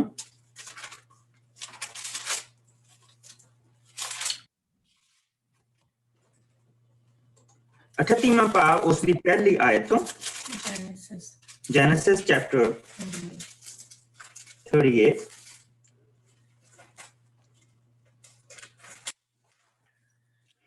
और आओ इसलिए पहला असी पढ़िए 18 आयत 19 आयत 1 तो 19 जिसमें मिल जाए। मैं पढ़ देनी पास्टर जी। हाँ जी, गो अहेड मेरे भाई। ਯਹੂਦਾ ਤੇ ਤਮਾਰ। ਉਸ ਸਮੇਂ ਯਹੂਦਾ ਆਪਣੇ ਭਰਾਵਾਂ ਕੋਲੋਂ ਅਦੁਲਾਮ ਨਗਰ ਵਿੱਚ ਹੀਰਾ ਨਾਂ ਦੇ ਆਦਮੀ ਕੋਲ ਜਾ ਕੇ ਰਹਿਣ ਲੱਗਾ। ਉੱਥੇ ਯਹੂਦਾ ਨੇ ਇੱਕ ਕਨਾਨੀ ਆਦਮੀ ਸ਼ੂਆ ਦੀ ਧੀ ਨੂੰ ਦੇਖਿਆ ਅਤੇ ਉਸ ਨਾਲ ਵਿਆਹ ਕਰ ਲਿਆ। ਯਹੂਦਾ ਨੇ ਉਸ ਨਾਲ ਸੰਗ ਕੀਤਾ ਅਤੇ ਉਹ ਗਰਭਵਤੀ ਹੋਈ। ਤਦ ਉਸਨੇ ਇੱਕ ਪੁੱਤਰ ਨੂੰ ਜਨਮ ਦਿੱਤਾ, ਜਿਸ ਦਾ ਨਾਂ ਉਹਨਾਂ ਏਰ ਰੱਖਿਆ। ਉਹ ਫਿਰ ਗਰਭਵਤੀ ਹੋਈ ਅਤੇ ਦੂਜੇ ਪੁੱਤਰ ਨੂੰ ਜਨਮ ਦਿੱਤਾ, ਜਿਸ ਦਾ ਨਾਂ ਉਹਨਾਂ ਓਨਾਨ ਰੱਖਿਆ। ਉਹ ਤੀਜੀ ਵਾਰ ਫਿਰ ਗਰਭਵਤੀ ਹੋਈ ਅਤੇ ਆਪਣੇ ਤੀਜੇ ਪੁੱਤਰ ਦਾ ਨਾਂ ਉਹਨਾਂ ਸ਼ਿਲਾ ਰੱਖਿਆ। ਇਸ ਪੁੱਤਰ ਦੇ ਜਨਮ ਸਮੇਂ ਯਹੂਦਾ ਕਜੀਬ ਵਿੱਚ ਰਹਿ ਰਿਹਾ ਸੀ। ਯਹੂਦਾ ਨੇ ਆਪਣੇ ਜੇਠੇ ਪੁੱਤਰ ਦਾ ਵਿਆਹ ਤਮਾਰ ਨਾਂ ਦੀ ਇੱਕ ਔਰਤ ਨਾਲ ਕਰ ਦਿੱਤਾ, ਪਰ ਏਰ ਆਪਣੇ ਆਚਾਰ ਵਿੱਚ ਗੰਦਾ ਸੀ, ਇਸ ਲਈ ਪ੍ਰਭੂ ਨੇ ਉਸ ਨੂੰ ਮਾਰ ਦਿੱਤਾ। ਇਸ ਤੇ ਯਹੂਦਾ ਨੇ ਆਪਣੇ ਦੂਜੇ ਪੁੱਤਰ ਓਨਾਨ ਨੂੰ ਕਿਹਾ, ਤੂੰ ਆਪਣੀ ਭਰਜਾਈ ਕੋਲ ਜਾ ਅਤੇ ਉਸਦੇ ਦੇਵਰ ਹੋਣ ਦਾ ਹੱਕ ਪੂਰਾ ਕਰ। ਇਸ ਤਰ੍ਹਾਂ ਤੂੰ ਆਪਣੇ ਭਰਾ ਦਾ ਨਾਂ ਜਿਉਂਦਾ ਰੱਖੇਗਾ। ਪਰ ਓਨਾਨ ਜਾਣਦਾ ਸੀ ਕਿ ਜੋ ਸੰਤਾਨ ਉਸਦੀ ਭਰਜਾਈ ਤੋਂ ਉਸਦੇ ਦੁਆਰਾ ਹੋਵੇਗੀ, ਉਸਦੀ ਨਹੀਂ ਹੋਵੇਗੀ। ਸੋ ਉਸਨੇ ਆਪਣੀ ਭਰਜਾਈ ਨਾਲ ਸੰਗ ਕੀਤਾ ਤਾਂ ਉਸਨੇ ਆਪਣੀ ਮਣੀ ਧਰਤੀ ਉੱਤੇ ਸੁੱਟ ਦਿੱਤੀ। ਉਹ ਆਪਣੇ ਭਰਾ ਲਈ ਸੰਤਾਨ ਪੈਦਾ ਨਹੀਂ ਕਰਨਾ ਚਾਹੁੰਦਾ ਸੀ, ਪਰ ਇਹ ਸਭ ਪ੍ਰਭੂ ਨੂੰ ਪਸੰਦ ਨਹੀਂ ਸੀ, ਇਸ ਲਈ ਉਸਨੇ ਓਨਾਨ ਨੂੰ ਵੀ ਮਾਰ ਦਿੱਤਾ। ਆਪਣੇ ਦੂਜੇ ਪੁੱਤਰ ਦੀ ਮੌਤ ਤੇ ਯਹੂਦਾ ਨੇ ਆਪਣੀ ਨੂੰਹ ਤਮਾਰ ਨੂੰ ਕਿਹਾ, ਤੂੰ ਆਪਣੇ ਪੇਕੇ ਜਾ ਅਤੇ ਉੱਥੇ ਮੇਰੇ ਤੀਜੇ ਪੁੱਤਰ ਸ਼ਿਲਾ ਦੇ ਜਵਾਨ ਹੋਣ ਤੱਕ ਠਹਿਰ। ਉਸਨੂੰ ਡਰ ਸੀ ਕਿ ਉਸਦਾ ਪੁੱਤਰ ਤੀਜਾ ਵੀ ਮਾਰਿਆ ਨਾ ਜਾਵੇ। ਸੋ ਤਮਾਰ ਆਪਣੇ ਪੇਕੇ ਜਾ ਕੇ ਰਹਿਣ ਲੱਗ ਪਈ। ਇੰਨੇ ਵਿੱਚ ਯਹੂਦਾ ਦੀ ਪਤਨੀ ਜੋ ਸ਼ੂਆ ਦੀ ਧੀ ਸੀ ਮਰ ਗਈ।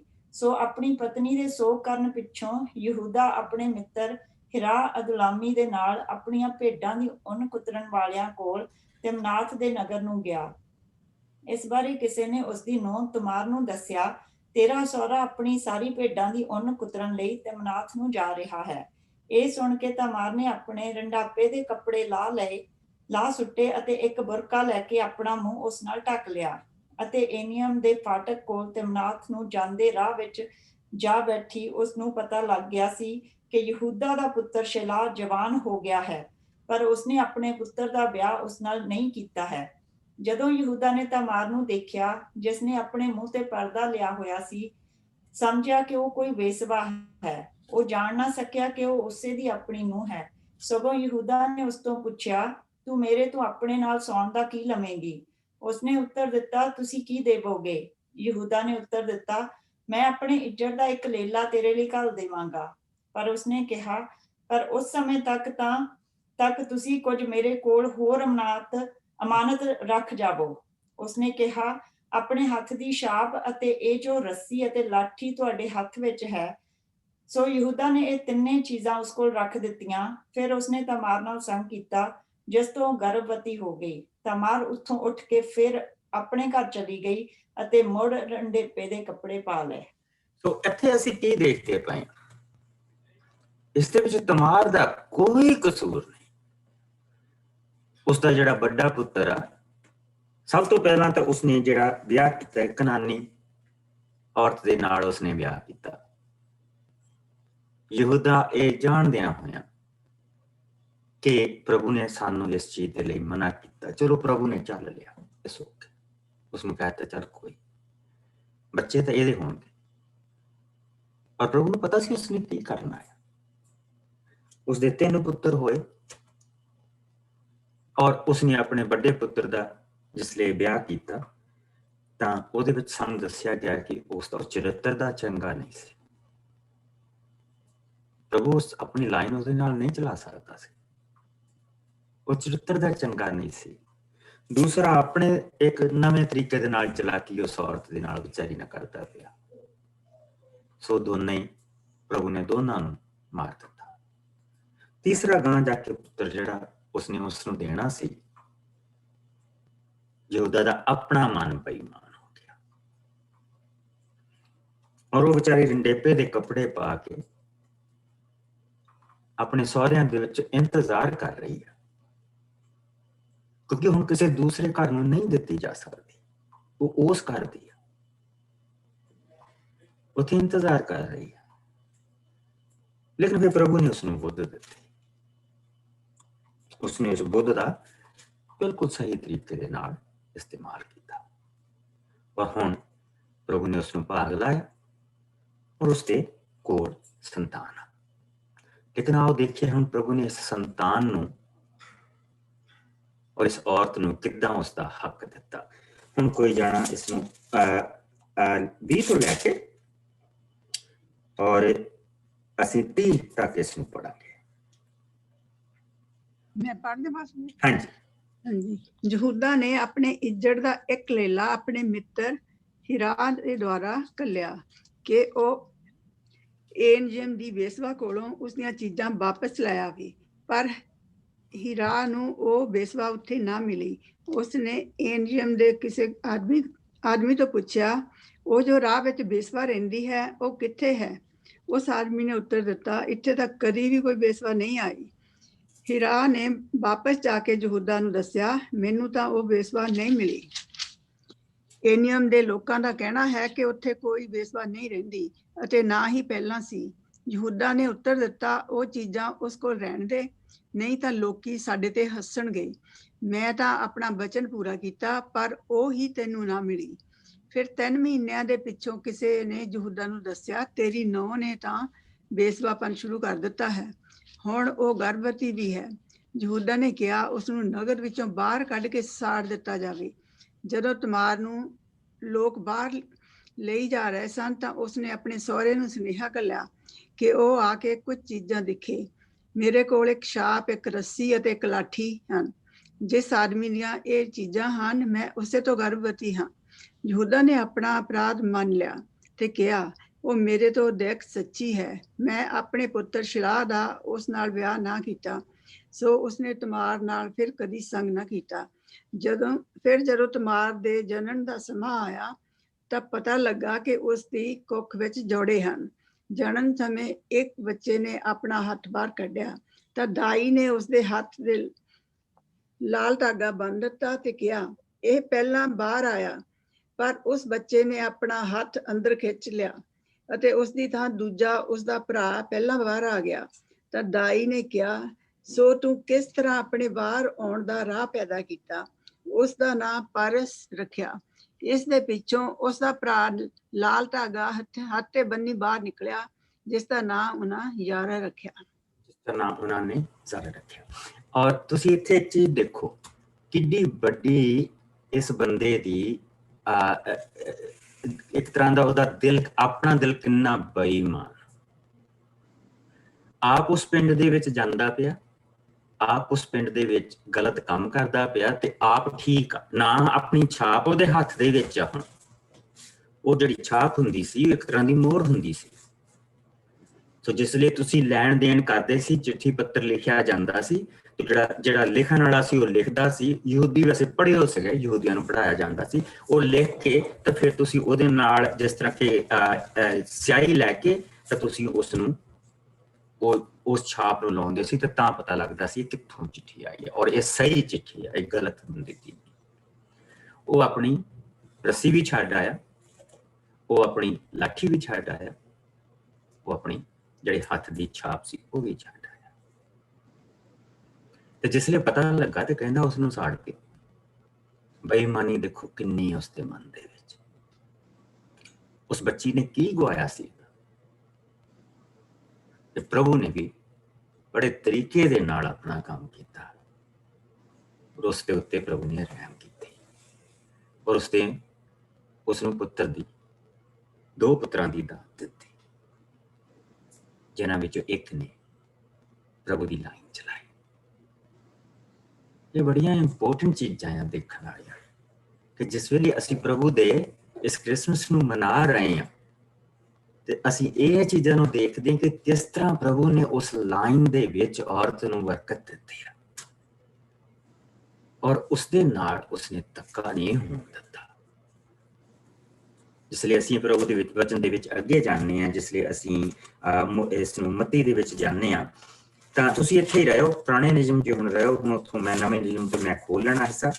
ਜਿਸ ਲਈ ਅਸੀਂ ਮੁੜ ਕੇ ਜਾਂਦੇ ਤੇ ਗਾਂਹ ਜਾ ਕੇ ਸਾਨੂੰ ਫਿਰ ਅਗਲੀਆਂ ਔਰਤਾਂ ਦੇ ਨਾਮ ਜਿਹੜੇ ਉਸਨੇ ਵੱਖਰੇ ਕਰਕੇ ਰੱਖੇ ਆ ਉਹ ਮਿਲਦੇ ਪਏ ਆ। ਅਬਰਾਹਮ ਇਜ਼ਾਕ ਦਾ ਪਿਤਾ, ਇਜ਼ਾਕ ਯਾਕੂਬ ਦਾ ਪਿਤਾ, ਯਾਕੂਬ ਯਹੂਦਾ ਆਪਣੇ ਭਰਾਵਾਂ ਦਾ ਪਿਤਾ ਸੀ, ਯਹੂਦਾ ਫਿਰਸ਼ ਅਤੇ ਜਰਾ ਦਾ ਪਿਤਾ ਸੀ, ਜਿਨ੍ਹਾਂ ਦੀ ਮਾਂ ਤਮਾਰ ਸੀ। ਸੋ ਉਹਨਾਂ ਦੇ ਵਿੱਚੋਂ ਉਸਨੇ ਪਾਰਸ, ਇੱਥੇ ਫਿਰਸ਼ ਲਿਖਿਆ, ਪਾਰਸ ਨੂੰ ਚੁਣਿਆ। ਪਾਰਸ ਹਸਰੋਨ ਦਾ ਅਤੇ ਹਸਰੋਨ ਰਾਮ ਦਾ ਪਿਤਾ ਸੀ।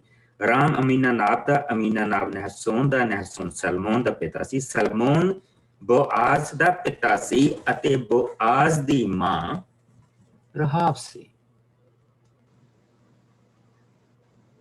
ਔਰ ਅਸੀਂ ਇਸ ਬੋਆਜ਼ ਨੂੰ 2 ਵਾਰੀ ਦੇਖਣਾ, ਇਹ 2 ਵਾਰੀ ਬਰਕਤ ਦਾ ਹੁਣ ਕਾਰਨ ਬਣਨਾ। ਇਹਨਾਂ ਦੀ ਜਿਹੜੀ ਮਾਂ ਸੀ ਉਹ ਰਾਹਾਬ ਸੀ।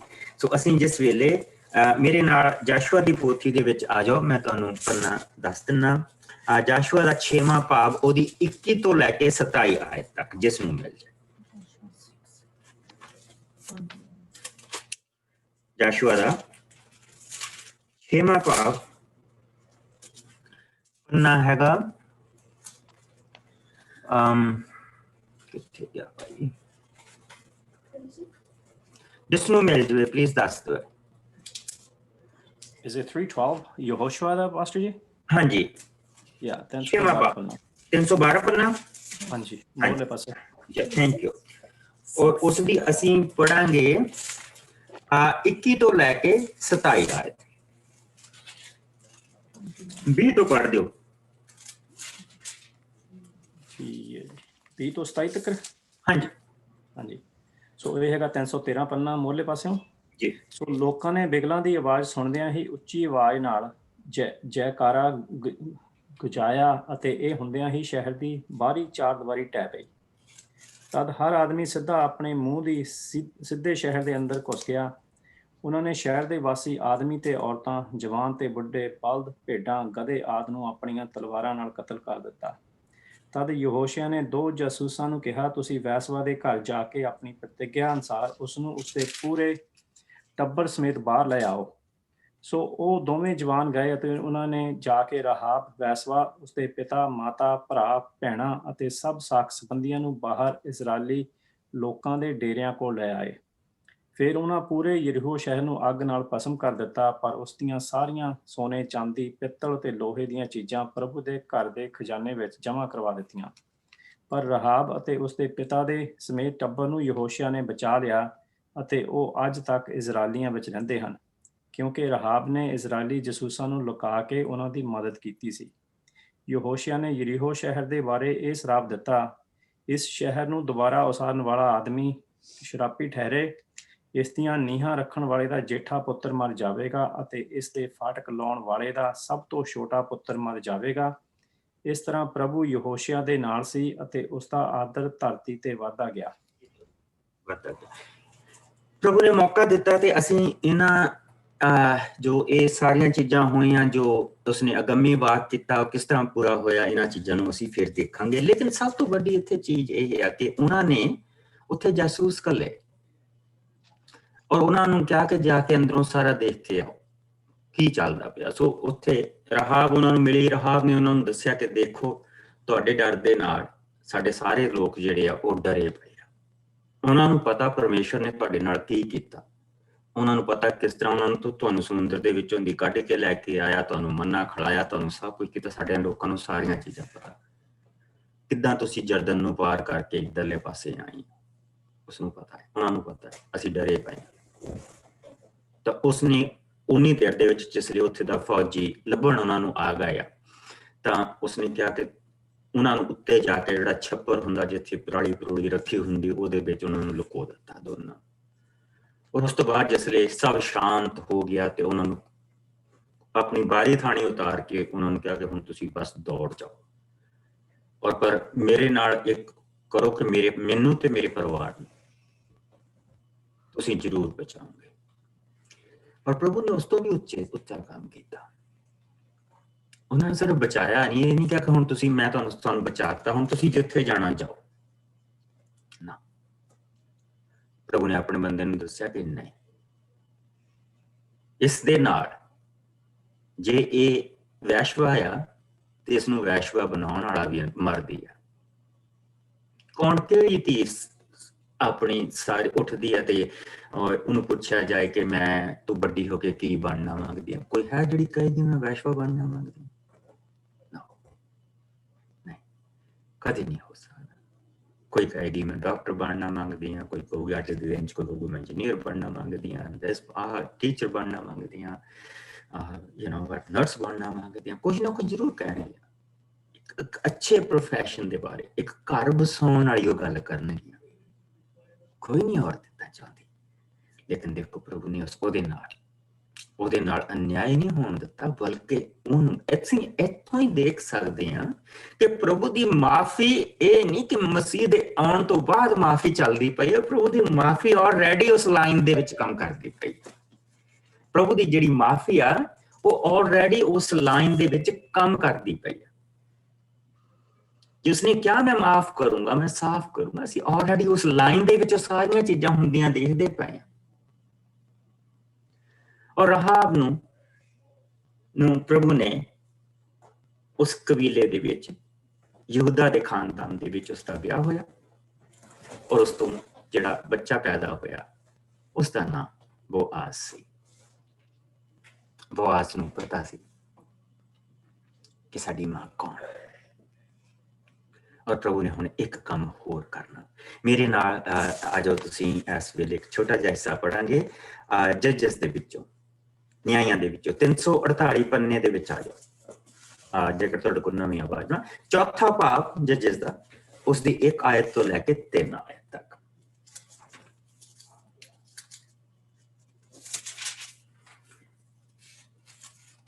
ਚੌਥਾ ਭਾਗ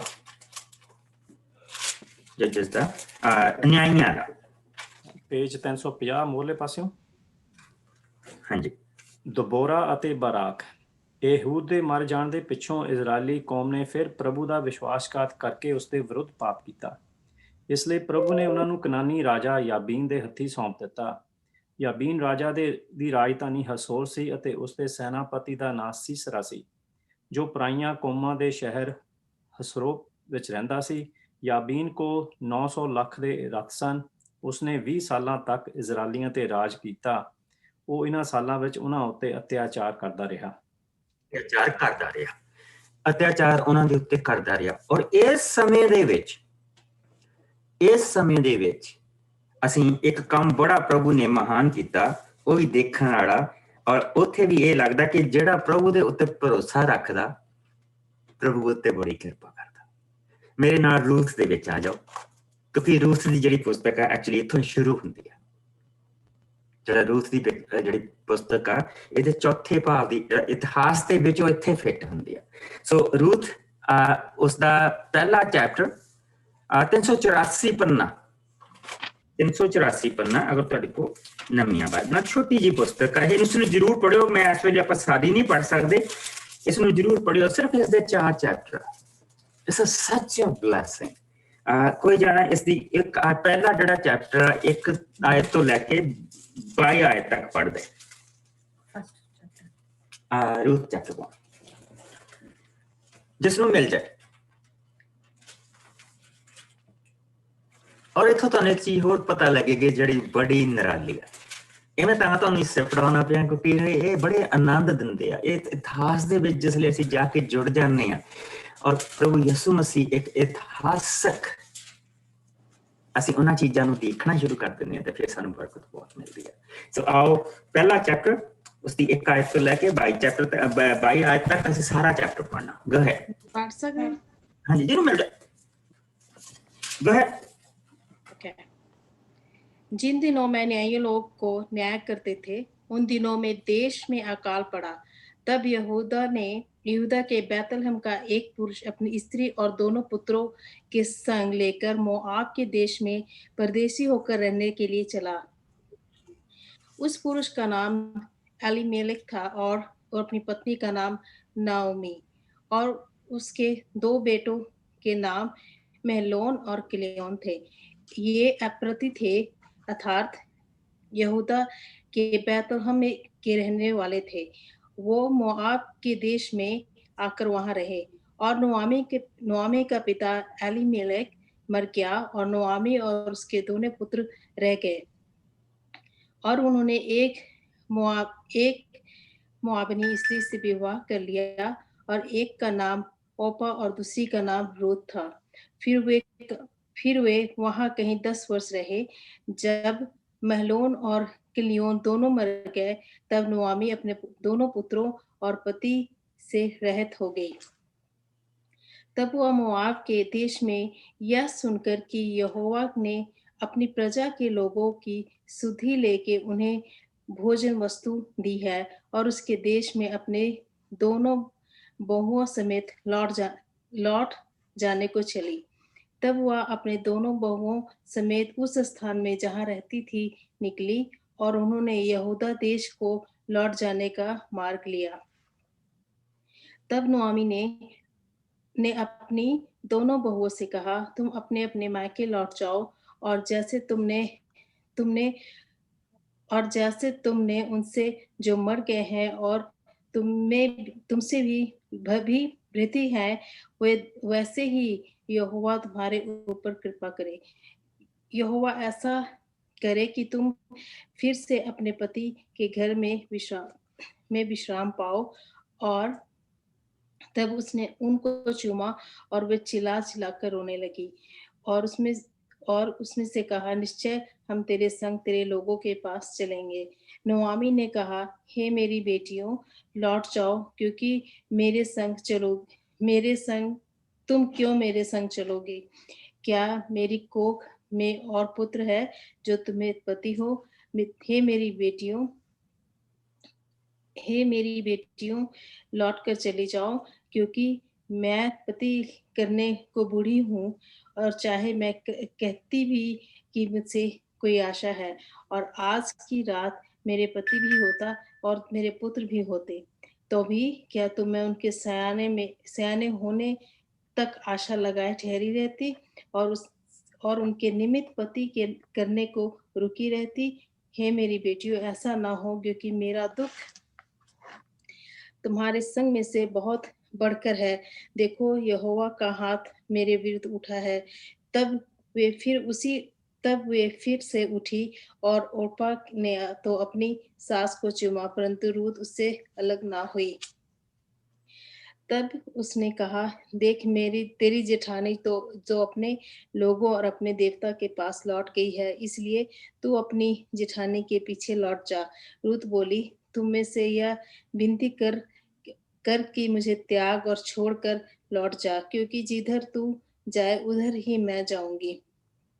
जहां तू टिके और वहां भी मैं टिकूंगी। तेरे लोग मेरे होंगे और तेरा परमेश्वर मेरा परमेश्वर होगा। जहां तू मरेगी वहां मैं मरूंगी और वहां भी मुझे मिट्टी दी जाएगी। यदि मृत्यु छोड़ और किसी कारण मैं तुझसे अलग हूं, तो यहोवा मुझसे वैसा ही वर्णन और उससे भी अधिक करे। तब उसने यह देखा कि वह मेरे संग चलने को स्थिर है। तब उसने उससे और कुछ ना कहा। अतः वे दोनों चल निकली और बैतलहम पहुंची।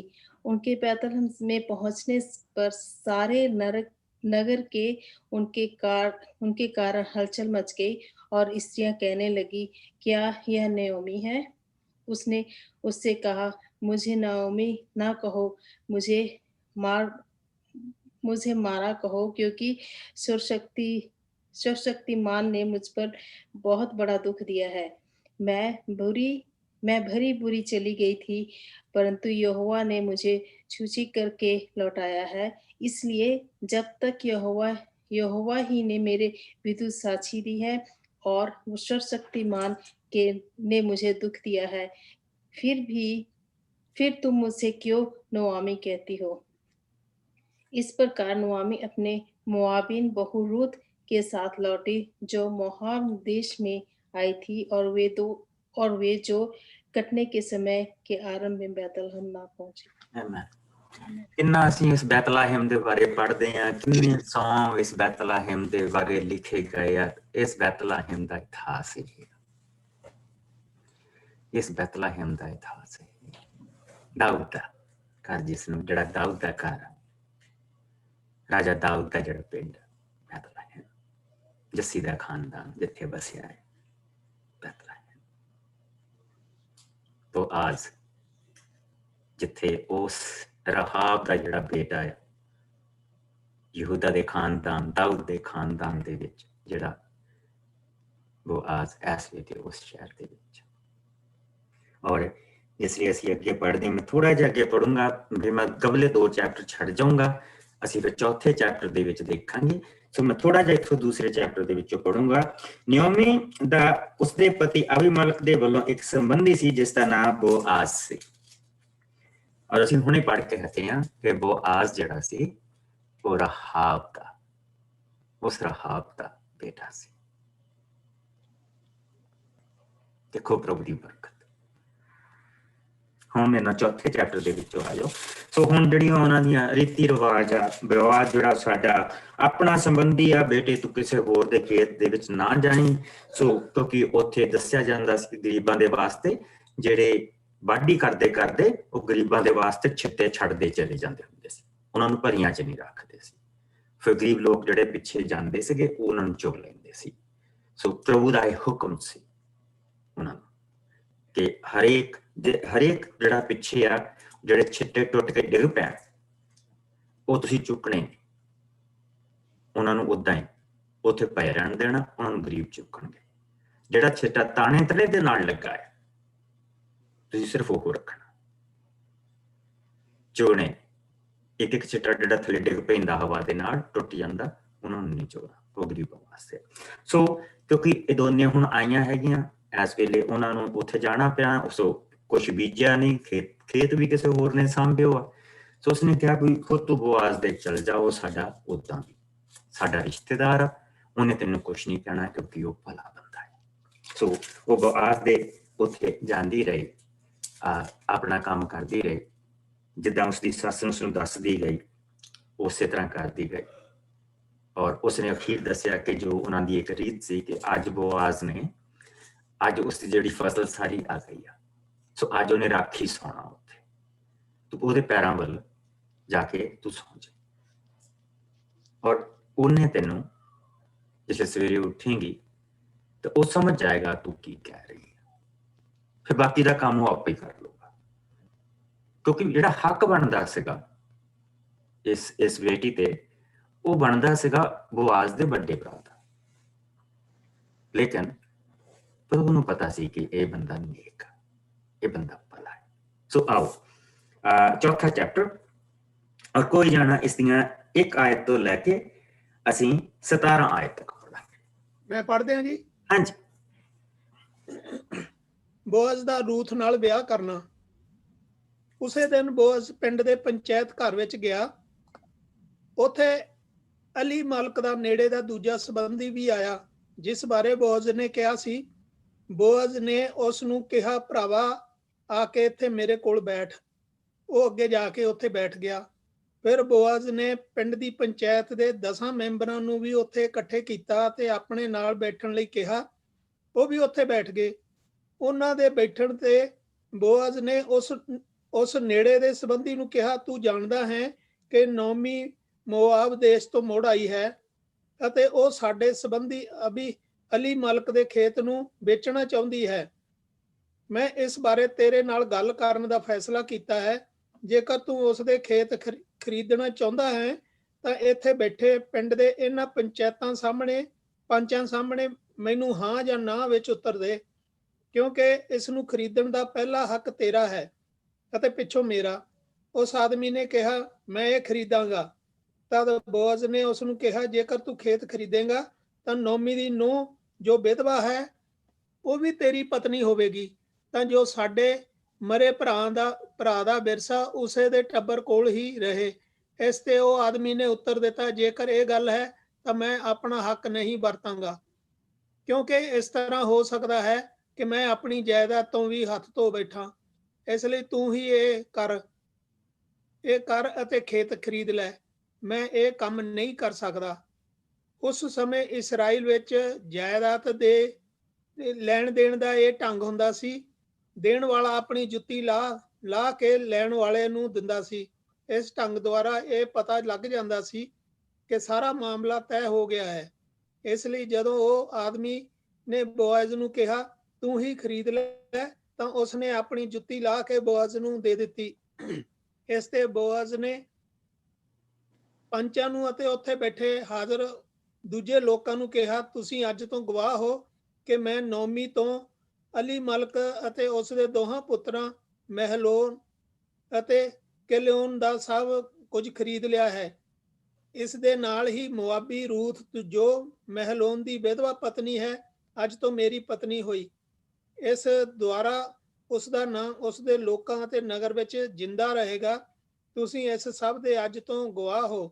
ਇਸ ਤੇ ਲੋਕਾਂ ਨੇ ਕਿਹਾ, ਪ੍ਰਭੂ ਇਸ ਬੀਬੀ ਨੂੰ ਜੋ ਤੇਰੇ ਘਰ ਆ ਰਹੀ ਹੈ, ਰਖੇਲ ਅਤੇ ਲੀਆ ਦੀ ਤਰ੍ਹਾਂ ਭਾਗਾਂ ਵਾਲੀ ਬਣਾਏ, ਅਤੇ ਇਸ ਦੀ ਸੰਤਾਨ ਦੁਆਰਾ ਇਸਰਾਇਲ ਕੌਮ ਦਾ ਨਾਂ ਉੱਚਾ ਹੋਵੇ। ਪ੍ਰਭੂ ਤੈਨੂੰ ਵੀ ਇਫਰਾਬਾਹ ਵਿੱਚ ਹੋਰ ਵਧਾਏ ਕਿ ਬੈਤਲਹਮ ਵਿੱਚ ਤੇਰਾ ਹੋਰ ਮਾਣ ਵਧੇ। ਉਸ ਸੰਤਾਨ ਦੇ ਰਾਹੀਂ ਜੋ ਤੈਨੂੰ ਪ੍ਰਭੂ ਇਸ ਬੀਬੀ ਦੁਆਰਾ ਦੇਵੇਗਾ।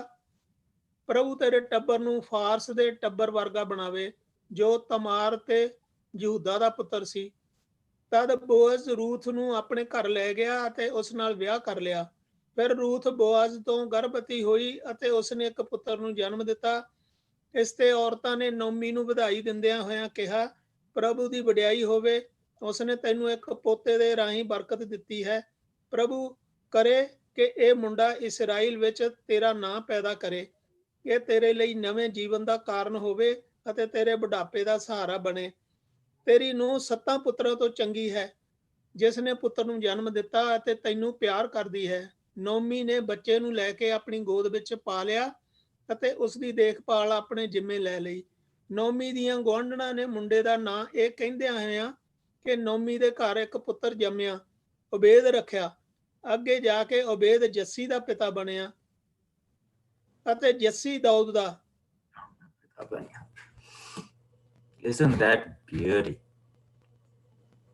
ਔਰ ਇਸ ਔਰਤ ਨੇ ਜਿਸ ਵੇਲੇ ਉੱਥੋਂ ਵਾਪਸ ਆ ਰਹੀ ਹੈ ਨਿਓਮੀ, ਤਾਂ ਉਸਦੀਆਂ 2 ਵਿਧਵਾ ਨੂੰਹਾਂ ਨਾਲ ਆ ਗਈ, ਕਿਉਂਕਿ ਹੁਣ ਉਹਦੇ ਘਰ ਦੀਆਂ ਉਹ ਬੇਟੀਆਂ ਹੈ। ਔਰ ਅਸੀਂ ਦੇਖਦੇ ਪਏ ਹਾਂ ਕਿ ਜੋ ਇਹ ਉਹਨਾਂ ਦੇ ਉਸ ਜ਼ਮਾਨੇ ਦੇ ਉਸ ਮੁਲਕ ਦੇ ਇਹ ਤੌਰ ਤਰੀਕੇ ਸੀਗੇ ਕਿ ਉਸਨੇ ਕਿਹਾ, ਪੁੱਤ ਕਿ ਮੈਂ ਤਾਂ ਹੁਣ ਬੁੱਢੀ ਹਾਂ, ਮੈਂ ਤੁਹਾਨੂੰ ਕਿੱਥੋਂ ਪੁੱਤ ਜੰਮ ਕੇ ਦਊਂ? ਜੇ ਮੈਂ ਜੰਮ ਵੀ ਦਿੱਤਾ ਤਾਂ ਤੁਸੀਂ ਤਾਂ ਉਨੀ ਦੇਰ ਤੱਕ ਬੁੱਢੀਆਂ ਹੋ ਜਾਣਾ ਵੇਟ ਕਰਦਿਆਂ, ਕਿਉਂਕਿ ਘਰ ਤੋਂ ਬਾਹਰ ਨਹੀਂ ਉਹ ਵਿਆਹੀਆਂ ਜਾ ਸਕਦੀਆਂ। ਔਰ ਜੋ ਇੱਥੇ ਹੋ ਰਿਹਾ ਆ, ਇਹ ਬੜਾ ਅਜੀਬ ਹੋ ਰਿਹਾ। ਬੋਆਜ਼ ਦੇ ਦਿਲ ਦੇ ਵਿੱਚ ਉਹ ਪ੍ਰਭੂ ਦੇ ਨਾਲ ਪਿਆਰ ਆ ਕਿ ਮੇਰੀ ਮਾਂ ਰਹਾਬ ਦੇ ਉੱਤੇ ਪ੍ਰਭੂ ਨੇ ਕਿਰਪਾ ਕੀਤੀ ਸੀ। ਇੱਥੇ ਦੇਖੋ ਦੋਨਾਂ ਦਾ ਨਾਂ ਵੀ ਆਇਆ, ਇੱਥੇ ਨਾਂ ਵੀ ਆਇਆ ਉਹਨਾਂ ਦੇ ਮਾਂ, ਉਸਦੀ ਬਾਪ ਦਾ। ਮੇਰੀ ਮਾਂ ਇੱਕ ਵੈਸ਼ਵਾ ਸੀ ਔਰ ਪ੍ਰਭੂ ਨੇ ਉਸਦਾ ਘਰ ਵਸਾਇਆ ਸੀ। ਉਸਦੇ ਦਿਲ ਦੇ ਵਿੱਚ ਪ੍ਰਭੂ ਨੇ ਇਹ ਦਰਦ ਰੱਖਿਆ ਹੈ, ਉਹਦੇ ਅੰਦਰ ਇਹ ਦਰਦ ਜੋ ਉਹ ਦੇਖ ਕੇ ਉਹਦੇ ਅੰਦਰ ਪ੍ਰਭੂ ਦਾ ਪਿਆਰ ਤੇ ਪ੍ਰਭੂ ਦਾ ਡਰ ਜਾਗਦਾ ਗਿਆ।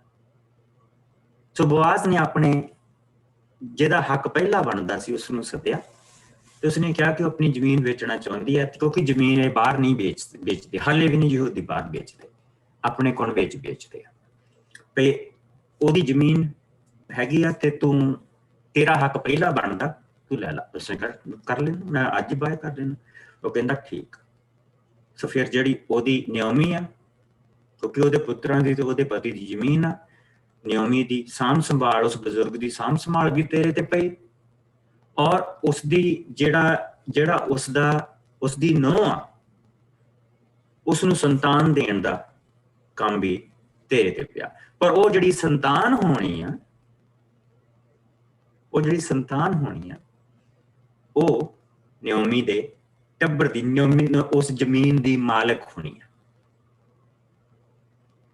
ਉਸਨੇ ਜਿਹੜੀ ਜ਼ਮੀਨ ਲੈ ਕੇ ਉਸਨੂੰ ਬਾਹ ਲਿਆ, ਸਾਰਾ ਕੁਝ ਕਰ ਲਿਆ, ਲੇਕਿਨ ਜਿਸ ਵੇਲੇ ਬਟਵਾਰਾ ਹੋਣਾ ਮੁੜ ਕੇ ਫਿਰ ਉਸ ਬੱਚੇ ਨੂੰ ਜਾਂ ਉਹਨਾਂ ਬੇਟਿਆਂ ਨੂੰ ਆਪਣੇ ਬਾਬੇ ਦੀ ਤੇ ਆਪਣੇ ਬਾਪ ਦੀ ਜ਼ਮੀਨ ਫੇਰ ਮਿਲ ਜਾਣੀ ਹੈ। ਤੇ ਉਹਦੇ ਵਿੱਚ ਉਹਦੇ ਨਾਲ ਜਿਹਦੇ ਨਾਲ ਵਿਆਹ ਹੋਇਆ ਉਹਦੇ ਚੋਂ ਵੀ ਉਹਨਾਂ ਨੂੰ ਹਿੱਸਾ ਮਿਲਣਾ।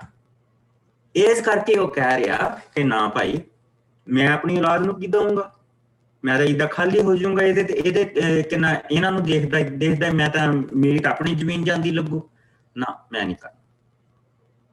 ਸੋ ਬੋਆਜ਼ ਨੇ ਕਿਹਾ ਕਿ ਠੀਕ, ਫਿਰ ਤੂੰ ਏਦਾਂ ਕਰ ਵੀ ਜੋ ਉਸ ਸਮੇਂ ਦਾ ਅਸੂਲ ਸੀਗਾ, ਆਪਣੀ ਜੁੱਤੀ ਲਾ ਕੇ ਤਾਂ ਮੈਨੂੰ ਦੇ। ਉਹ ਇੱਕ ਨਿਸ਼ਾਨੀ ਹੁੰਦੀ ਸੀ, ਜੇ ਕੱਲ ਨੂੰ ਉਹ ਕਹੇ ਤੇ ਕਹਿਣਾ ਪੰਚਾਇਤ ਦੇ ਸਾਹਮਣੇ ਇਹਨੇ ਜੁੱਤੀ ਲਾ ਕੇ ਮੈਨੂੰ ਦਿੱਤੀ ਸੀ, ਭਾਈ ਏ ਦੀ ਜੁੱਤੀ ਸੀ ਨਾ, ਉਹਨਾਂ 10 ਮੈਂਬਰਾਂ ਨੇ ਕਹਿਣਾ ਹਾਂ। ਔਰ ਬੋਆਜ਼ ਦੇ ਉਸ ਕੰਮ ਨੂੰ ਦੇਖ ਕੇ ਦੇਖੋ ਕਿੱਦਾਂ ਉਹ ਲੋਕ, ਉਹ ਪੰਚਾਇਤ ਉਹਨੂੰ ਅਸੀਸਾਂ ਦਿੰਦੀ ਪਈ, ਉਹ ਪੰਚਾਇਤ ਉਹਨੂੰ ਅਸੀਸਾਂ ਦਿੰਦੀ ਪਈ ਆ ਕਿ ਇਸ ਬੰਦੇ ਨੇ ਨਿਓਮੀ ਦੀ ਜਾਇਦਾਦ ਨੂੰ ਵੀ ਲੈ ਲਿਆ ਹੈਗਾ, ਲੇਕਿਨ ਉਹ ਰੱਖ ਵੀ ਨਹੀਂ ਸਕਦਾ, ਇਹ ਫਿਰ ਉਸ ਨਿਓਮੀ ਦੇ ਪੋਤੇ ਜਾਂ ਪੋਤਿਆਂ ਨੂੰ ਦੇਣੀ ਪੈਣੀ ਆ, ਪਲੱਸ ਇਸ ਨੂੰ ਆਪਣੇ ਹੱਕ ਦੇ ਵਿੱਚੋਂ, ਹੁਣ ਇਹਦਾ ਵੀ ਬੱਚਾ ਹੈ, ਇਹਨੂੰ ਫਿਰ ਆਪਣਾ ਵੀ ਦੇਣਾ ਪੈਣਾ। ਇਸ ਕਰਕੇ ਉਹ ਸਾਰੀਆਂ ਇਹ ਦੁਆਵਾਂ ਉਸ ਨੂੰ ਦੇ ਰਹੀਆਂ, ਔਰ ਹਰ ਇੱਕ ਦੁਆ ਲੱਗੀ ਆ, ਉਹਨਾਂ ਬਜ਼ੁਰਗਾਂ ਦੀ ਹਰ ਇੱਕ ਦੁਆ ਲੱਗੀ ਆ। ਆਖਰੀ ਹਿੱਸੇ ਦੇ ਵਿੱਚ ਜਾ ਕੇ ਮੈਂ ਇਸ ਨੂੰ ਪੜੂੰਗਾ ਥੋੜਾ ਜਿਹਾ। ਕਹਿੰਦਾ ਇਸ ਤਰ੍ਹਾਂ ਲੋਕਾਂ ਨੇ ਕਿਹਾ, ਪ੍ਰਭੂ ਇਸ ਬੀਬੀ ਨੂੰ, ਮੈਂ 11ਵੀਂ ਆਇਤ ਪੜ੍ਹਦਾ ਪਿਆ, ਇਸ ਬੀਬੀ ਨੂੰ ਜੋ ਤੇਰੇ ਘਰ ਆ ਰਹੀ ਹੈ ਰਖੇਲ ਅਤੇ ਲਿਆ ਵਾਲੇ ਵਾਂਗ ਭਾਗਾਂ ਵਾਲੀ ਬਣਾਈ, ਅਤੇ ਇਸ ਦੀ ਸੰਤਾਨ ਦੇ ਦੁਆਰਾ ਇਜ਼ਰਾਈਲ ਕੌਮ ਦਾ ਨਾਂ ਉੱਚਾ ਹੋਵੇ। ਪ੍ਰਭੂ ਤੈਨੂੰ ਇਫਰਾਥਾ ਵਿੱਚ ਹੋਰ ਵਧਾਵੇ ਅਤੇ ਬੈਤਲਹਮ ਵਿੱਚ ਤੇਰਾ ਹੋਰ ਮਾਣ ਵਧੇ। ਉਸ ਸੰਤਾਨ ਦੇ ਰਾਹੀਂ ਜੋ ਪ੍ਰਭੂ ਇਸ ਬੀਬੀ ਦੁਆਰਾ ਦੇਵੇ, ਪ੍ਰਭੂ ਤੇਰੇ ਟੱਬਰ ਨੂੰ ਫਾਰਸ, ਉਸਦੇ ਪੁੱਤਰ ਦਾ ਨਾਮ ਫਾਰਸ ਸੀਗਾ, ਫਾਰਸ ਦੇ ਟੱਬਰ ਵਾਲਾ ਬਣਾਏ ਜੋ ਤਮਾਰ ਤੇ ਯਹੂਦਾ ਦਾ ਪੁੱਤਰ ਸੀ। ਦੇਖੋ ਕਿੱਦਾਂ ਇਹ ਕੁੰਡੀਆਂ ਪਿੱਛੇ ਨੂੰ ਜਾ ਕੇ ਜੁੜਦੀਆਂ ਪਈਆਂ, ਕਿੱਦਾਂ ਇਹ ਬਰਕਤਾਂ ਲੱਗਦੀਆਂ ਪਈਆਂ ਇਸ ਲਾਈਨ ਨੂੰ, ਜੋ ਪ੍ਰਭੂ ਯਿਸੂ ਮਸੀਹ ਦੀ ਲਾਈਨ ਹੈ। ਔਰ ਅਸੀਂ ਗਾਂ ਜਾ ਕੇ ਦੇਖਦੇ ਹਾਂ ਕਿ ਉਸਨੇ ਜਿਸਲੇ ਬੱਚਾ ਪੈਦਾ ਹੋਇਆ ਜੋ ਅਸੂਲ ਸੀਗਾ, ਉਸਨੇ ਬੱਚੇ ਨੂੰ ਉਹਦੀ ਦਾਦੀ ਦੀ ਗੋਦ ਦੇ ਵਿੱਚ ਪਾਇਆ, ਔਰ ਦਾਦੀ ਨੇ ਉਸਦੀ ਦੇਖਭਾਲ ਕੀਤੀ, ਉਸਦਾ ਨਾਮ ਉਬੇਦ ਰੱਖਿਆ ਗਿਆ। ਉਬੇਦ ਤੋਂ ਜੱਸੀ ਪੈਦਾ ਹੋਇਆ, ਜਿੱਥੇ ਅਸੀਂ ਦੇਖਦੇ ਹਾਂ ਕਿ ਜੱਸੀ ਦੇ ਕੋਲ ਪ੍ਰਭੂ ਦਾ ਬੰਦਾ ਸੈਮੂਅਲ ਗਿਆ, ਔਰ ਸੈਮੂਅਲ ਨੇ ਕਿਹਾ ਕਿ ਤੇਰੇ ਪੁੱਤਰ ਜੱਸੀ ਕਿੱਥੇ ਆ, ਉਹਨਾਂ ਨੂੰ ਬੁਲਾ। ਉਹਨਾਂ ਚੋਂ ਪ੍ਰਭੂ ਨੇ ਇੱਕ ਰਾਜਾ ਚੁਣਿਆ, ਉਸਨੇ 7 ਬੁਲਾ ਲਏ। ਉਹਨਾਂ ਕਿਹਾ ਜਿੱਦਾਂ ਉਹਨਾਂ ਨੇ ਕਿਹਾ ਸੀ ਗਿਣਤੀ ਦੇ ਵਿੱਚ ਉਹਦੇ ਕਿੰਨੇ ਪੁੱਤਰ ਪੈਦਾ ਹੋਣ, ਕੀ ਹੋਵੇ, ਕੀ ਉਹ ਸਭ ਚੀਜ਼ਾਂ ਦੇਖੋ ਪੂਰੀਆਂ ਹੋਈਆਂ ਪਈਆਂ। ਜੋ ਔਰਤਾਂ ਨੇ ਉਸਨੂੰ ਕਿਹਾ ਉਹ ਸਾਰੀਆਂ ਚੀਜ਼ਾਂ ਪੂਰੀਆਂ ਹੋਈਆਂ। ਉਹਦੇ 7 ਪੁੱਤਰ ਤਾਂ ਨਹੀਂ ਸੀਗੇ, ਪਰ 7 ਪੋਤੇ ਜ਼ਰੂਰ ਸੀਗੇ, 8 ਪੋਤੇ ਸੀ ਉਹਦੇ। ਤੇ ਉਸਨੇ ਕਿਹਾ ਕਿ ਜਾ ਆਪਣੇ ਪੁੱਤਰਾਂ ਨੂੰ ਬੁਲਾ, ਉਸਨੇ ਬੁਲਾ ਲਿਆ। ਇਹੋ ਹੀ ਤੇਰੇ ਪੁੱਤਰ? ਹਾਂ। ਇਹਨਾਂ ਚੋਂ ਤਾਂ ਕਿਸੇ ਨੂੰ ਵੀ ਪ੍ਰਭੂ ਨੇ ਨਹੀਂ ਚੁਣਿਆ। ਕੋਈ ਹੋਰ ਵੀ ਤੇਰਾ ਪੁੱਤਰ ਹੈਗਾ? ਹਾਂ, ਇੱਕ ਹੈਗਾ ਭੇਡਾਂ ਚਾਰਦਾ, ਜਾ ਉਹਨੂੰ ਵੀ ਬੁਲਾ। ਹਾਂ, ਪ੍ਰਭੂ ਨੇ ਇਸ ਨੂੰ ਚੁਣਿਆ। ਸੋ ਅਸੀਂ ਜਿਸ ਲਈ ਇਸ ਲਾਈਨ ਨੂੰ ਪੜ੍ਹਦੇ ਹਾਂ ਤੇ ਅਸੀਂ ਇਹ ਦੇਖਦੇ ਹਾਂ ਕਿ ਨਿਓਮੀ ਦੇ ਘਰ ਦੇ ਇੱਕ ਪੁੱਤਰ ਜੰਮਿਆ। ਨਿਓਮੀ ਦੇ ਗੁਆਂਢਣਾਂ ਨੇ ਮੁੰਡੇ ਦਾ ਨਾਂ ਇਹ ਕਹਿੰਦਿਆਂ ਹੋਇਆਂ ਕਿ ਨਿਓਮੀ ਦੇ ਘਰ ਇੱਕ ਪੁੱਤਰ ਜੰਮਿਆ, ਕਿਉਂਕਿ ਉਹਦੀ ਗੋਦ ਚ ਪਾਤਾ ਨਾ, ਪੁੱਤਰ ਜੰਮਿਆ, ਉਬੇਦ ਰੱਖਿਆ, ਅਤੇ ਅੱਗੇ ਜਾ ਕੇ ਉਬੇਦ ਯੱਸੀ ਦਾ ਪਿਤਾ ਬਣਿਆ ਤੇ ਯੱਸੀ ਦਾਊਦ ਦਾ। ਹੁਣ ਦਾਊਦ ਦੇ ਘਰ ਇੱਕ ਹੋਰ ਅਜੀਬ ਚੀਜ਼ ਹੋਈ, ਬਹੁਤ ਲਿਨੀਅਸ ਦੇ ਲਾਗੇ ਸਾਰੀਆਂ ਚੀਜ਼ਾਂ ਹੋਈਆਂ। ਹੁਣ ਦਾਊਦ ਦੇ ਘਰ ਇੱਕ ਬੜੀ ਅਜੀਬ ਚੀਜ਼ ਹੋਣੀ ਹੈ। ਔਰ 7 ਵੱਜ ਗਏ। ਅਗਰ ਤੁਸੀਂ 5-10 ਮਿੰਟ ਠਹਿਰ ਸਕਦੇ ਤਾਂ ਬਹੁਤ ਦੇਖ ਲੈਂਦੇ ਹਾਂ। ਅਗਰ ਤੁਸੀਂ ਆਪਣੀ ਬਾਈਬਲ ਸਟੱਡੀ ਦੇ ਵਿੱਚ ਜਾਣਾ, ਪ੍ਰਭੂ ਤੁਹਾਨੂੰ ਬਲੈਸ ਕਰੇ। ਸੋ ਆਓ ਅਸੀਂ ਇੱਕ ਚੀਜ਼ ਹੋਰ ਦੇਖਾਂਗੇ, ਜਿਹੜੀ ਅਸੀਂ ਦੂਸਰਾ ਸੈਮੂਅਲ 12। ਸੋ ਇਸ ਬੱਚੇ ਨੇ ਇਹ ਚੀਜ਼ ਕਹੀ ਕਿ ਤੇਰਾ ਲੋਕ ਮੇਰੇ ਲੋਕ, ਤੇਰਾ ਪਰਮੇਸ਼ਵਰ ਮੇਰਾ ਪਰਮੇਸ਼ਵਰ। ਬਸ ਇੰਨੀ ਚੀਜ਼ ਕਹਿਣ ਦੀ ਲੋੜ ਸੀ ਤੇ ਪ੍ਰਭੂ ਨੇ ਉਸ ਦੀਆਂ ਬਰਕਤਾਂ ਦੇ ਦਿੱਤੀਆਂ। ਅਸੀਂ ਜਿਹੜੇ ਪ੍ਰਭੂ ਕੋਲ ਆਏ ਹਾਂ, ਅਸੀਂ ਕਿਹਾ ਪ੍ਰਭੂ ਤੇਰਾ ਸ਼ੁਕਰ, ਯਿਸੂ ਦੇ ਲੋਕ ਸਾਡੇ ਲੋਕ, ਔਰ ਯਿਸੂ ਸਾਡਾ ਪ੍ਰਭੂ ਪਰਮੇਸ਼ਵਰ, ਉਸਦਾ ਬਾਪ ਬੇਟਾ ਪਵਿੱਤਰ ਆਤਮਾ ਸਾਡਾ ਪ੍ਰਭੂ ਪਰਮੇਸ਼ਵਰ। ਇਸੇ ਤਰ੍ਹਾਂ ਰੂਥ ਦੇ ਵਾਂਗ ਅਸੀਂ ਬਾਹਰੋਂ ਆਏ ਹਾਂ। ਜੇ ਪ੍ਰਭੂ ਰੂਥ ਨੂੰ ਬਰਕਤ ਦੇ ਸਕਦਾ ਤਾਂ ਸਾਨੂੰ ਕਿੰਨੀ ਦੇਗਾ, ਇਹ ਤਾਂ ਸਮਾਂ ਦੱਸੇਗਾ। ਸੋ ਆਓ ਇੱਕ ਹਿੱਸਾ ਅਸੀਂ ਹੋਰ ਦੇਖਾਂਗੇ, ਉਸ ਤੋਂ ਬਾਅਦ ਫਿਰ ਇਸ ਨੂੰ ਖਤਮ ਕਰਾਂਗੇ। ਫਿਰ ਅਗਲੀ ਕੱਲ ਨੂੰ ਅਸੀਂ ਲੂਕਾ ਦੀ ਦੇ ਵਿੱਚ ਜਿਹੜਾ ਸਾਨੂੰ ਦਿੱਤੀ ਗਈ ਹੈ ਪ੍ਰਭੂ ਦੀ ਸਾਰੀ ਉਸਦੇ ਨਾਮਾਂ ਦਾ ਲੇਖਾ, ਉਹ ਅਸੀਂ ਕੱਲ ਨੂੰ ਦੇਖਾਂਗੇ। ਆਓ ਮੇਰੇ ਨਾਲ ਆ ਜਾਓ ਤੁਸੀਂ 2 ਸੈਮੂਅਲ ਉਸਦਾ 11ਵਾਂ ਭਾਵ ਉਸ ਦੀ 1 ਤੋਂ 5 ਆਇਤ। 1 ਤੋਂ 5। ਮਾਸਟਰ ਜੀ 459 ਪੇਜ ਹੈ ਪੁਰਾਣੇ ਨੇਮ ਚ। ਹਾਂਜੀ, ਗੋ ਹੈਡ ਮੇਰੀ ਵੈਰੀ ਗੁੱਡ।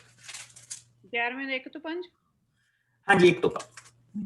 ਦਾਊਦ ਅਤੇ 313 ਪੇਜ ਹੈ ਨਾ ਭੈਣ? ਨਹੀਂ, ਕਿੰਨਾ ਪੇਜ ਨੰਬਰ? 2 ਸੈਮੂਅਲ 460 ਪੰਨਾ ਹੈ ਨਾ? ਇਸ 2 ਸੈਮੂਅਲ ਨੂੰ ਕਹਿੰਦੇ ਸੀ ਪਾਸਟਰ ਹਾਂ, 2 ਸੈਮੂਅਲ 459। 58 ਹਾਂਜੀ ਆ। ਹਾਂਜੀ 459 ਜੀ। ਹਾਂਜੀ, ਸੋ ਪਹਿਲੀਆਂ 5 ਆਇਤਾਂ। ਦਾਊਦ ਅਤੇ ਬਤਸ਼ਬਾ। ਅਗਲੇ ਸਾਲ ਬਸੰਤ ਦੀ ਰੁੱਤੇ ਜਦੋਂ ਆਮ ਕਰਕੇ ਰਾਜਾ ਲੋਕ ਲੜਾਈ ਲਈ ਨਿਕਲਦੇ ਹਨ ਤਾਂ ਦਾਊਦ ਨੇ ਜੋਆਬ ਅਤੇ ਆਪਣੀ ਸਾਰੀ ਸੈਨਾ ਨੂੰ ਅਮੋਨੀਆ ਨਾਲ ਲੜਨ ਘੱਲਿਆ। ਇਸਰਾਇਲੀ ਸੈਨਾ ਨੇ ਜਾ ਕੇ ਅਮੋਨੀਆ ਨੂੰ ਨਾਸ਼ ਕਰ ਦਿੱਤਾ ਅਤੇ ਉਹਨਾਂ ਦੇ ਸ਼ਹਿਰ ਰਬਾਹ ਉੱਤੇ ਕਬਜ਼ਾ ਕਰ ਲਿਆ। ਇਸ ਸਮੇਂ ਦਾਊਦ ਯਰੂਸ਼ਲਮ ਵਿੱਚ ਹੀ ਸੀ। ਇੱਕ ਦਿਨ ਦਾਊਦ ਰਾਜਾ ਆਪਣੀ ਬੈਠਕ ਵਿੱਚੋਂ ਉੱਠ ਕੇ ਆਪਣੇ ਮਹਿਲ ਦੀ ਛੱਤ ਉੱਤੇ ਫਿਰਨ ਲੱਗਾ ਤਾਂ ਉਸਨੇ ਗੁਆਂਢ ਦੇ ਘਰ ਵਿੱਚ ਇੱਕ ਔਰਤ ਨੂੰ ਨਹਾਉਂਦਿਆਂ ਦੇਖਿਆ ਜੋ ਬਹੁਤ ਸੁੰਦਰ ਸੀ। ਦਾਊਦ ਨੇ ਤੁਰੰਤ ਉਸ ਔਰਤ ਬਾਰੇ ਜਾਣਨ ਲਈ ਆਪਣੇ ਸੇਵਕ ਘੱਲੇ, ਜਿਨ੍ਹਾਂ ਨੇ ਪਤਾ ਕਰਨ ਦੇ ਪਿੱਛੋਂ ਆ ਕੇ ਦੱਸਿਆ ਕਿ ਅਲੀਆਮ ਦੀ ਧੀ ਬਤਸ਼ਬਾ ਹੈ, ਜਿਸ ਦਾ ਪਤੀ ਹਿੱਤੀ ਉਰੀਆ ਹੈ। ਤਦ ਦਾਊਦ ਨੇ ਸੰਦੇਸ਼ਵਾਹ ਘੱਲ ਕੇ ਬਤਸ਼ਬਾ ਨੂੰ ਆਪਣੇ ਕੋਲ ਬੁਲਾ ਕੇ ਉਸ ਨਾਲ ਸੰਗ ਕੀਤਾ। ਬਤਸ਼ਬਾ ਉਸ ਸਮੇਂ ਅਜੇ ਆਪਣੀ ਮਹਾਂਵਾਰੀ ਤੋਂ ਸ਼ੁੱਧ ਹੀ ਹੋਈ ਸੀ। ਤਦ ਉਹ ਆਪਣੇ ਘਰ ਵਾਪਸ ਚਲੀ ਗਈ। ਕੁਝ ਸਮੇਂ ਦੇ ਪਿੱਛੋਂ ਬਤਸ਼ਬਾ ਨੂੰ ਪਤਾ ਲੱਗਾ ਕਿ ਉਹ ਗਰਭਵਤੀ ਹੋ ਗਈ ਹੈ ਤਾਂ ਉਸ ਨੇ ਇਸ ਦੀ ਸੂਚਨਾ ਦਾਊਦ ਕੋਲ ਘੱਲੀ। ਸੂਚਨਾ ਦਾਊਦ ਦੇ ਕੋਲ ਘੱਲੀ।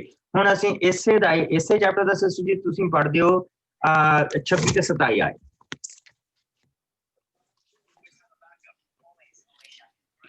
ਪਰ ਜਦੋਂ ਬਤਸ਼ਬਾ ਨੂੰ ਆਪਣੇ ਪਤੀ ਦੇ ਮਰਨ ਦੀ ਖਬਰ ਮਿਲੀ ਤਾਂ ਉਸਨੇ ਆਪਣੇ ਪਤੀ ਦੇ ਲਈ ਸੋਗ ਕੀਤਾ ਅਤੇ ਉਸਦੇ ਸੋਗ ਦੇ ਦਿਨ ਖਤਮ ਹੋ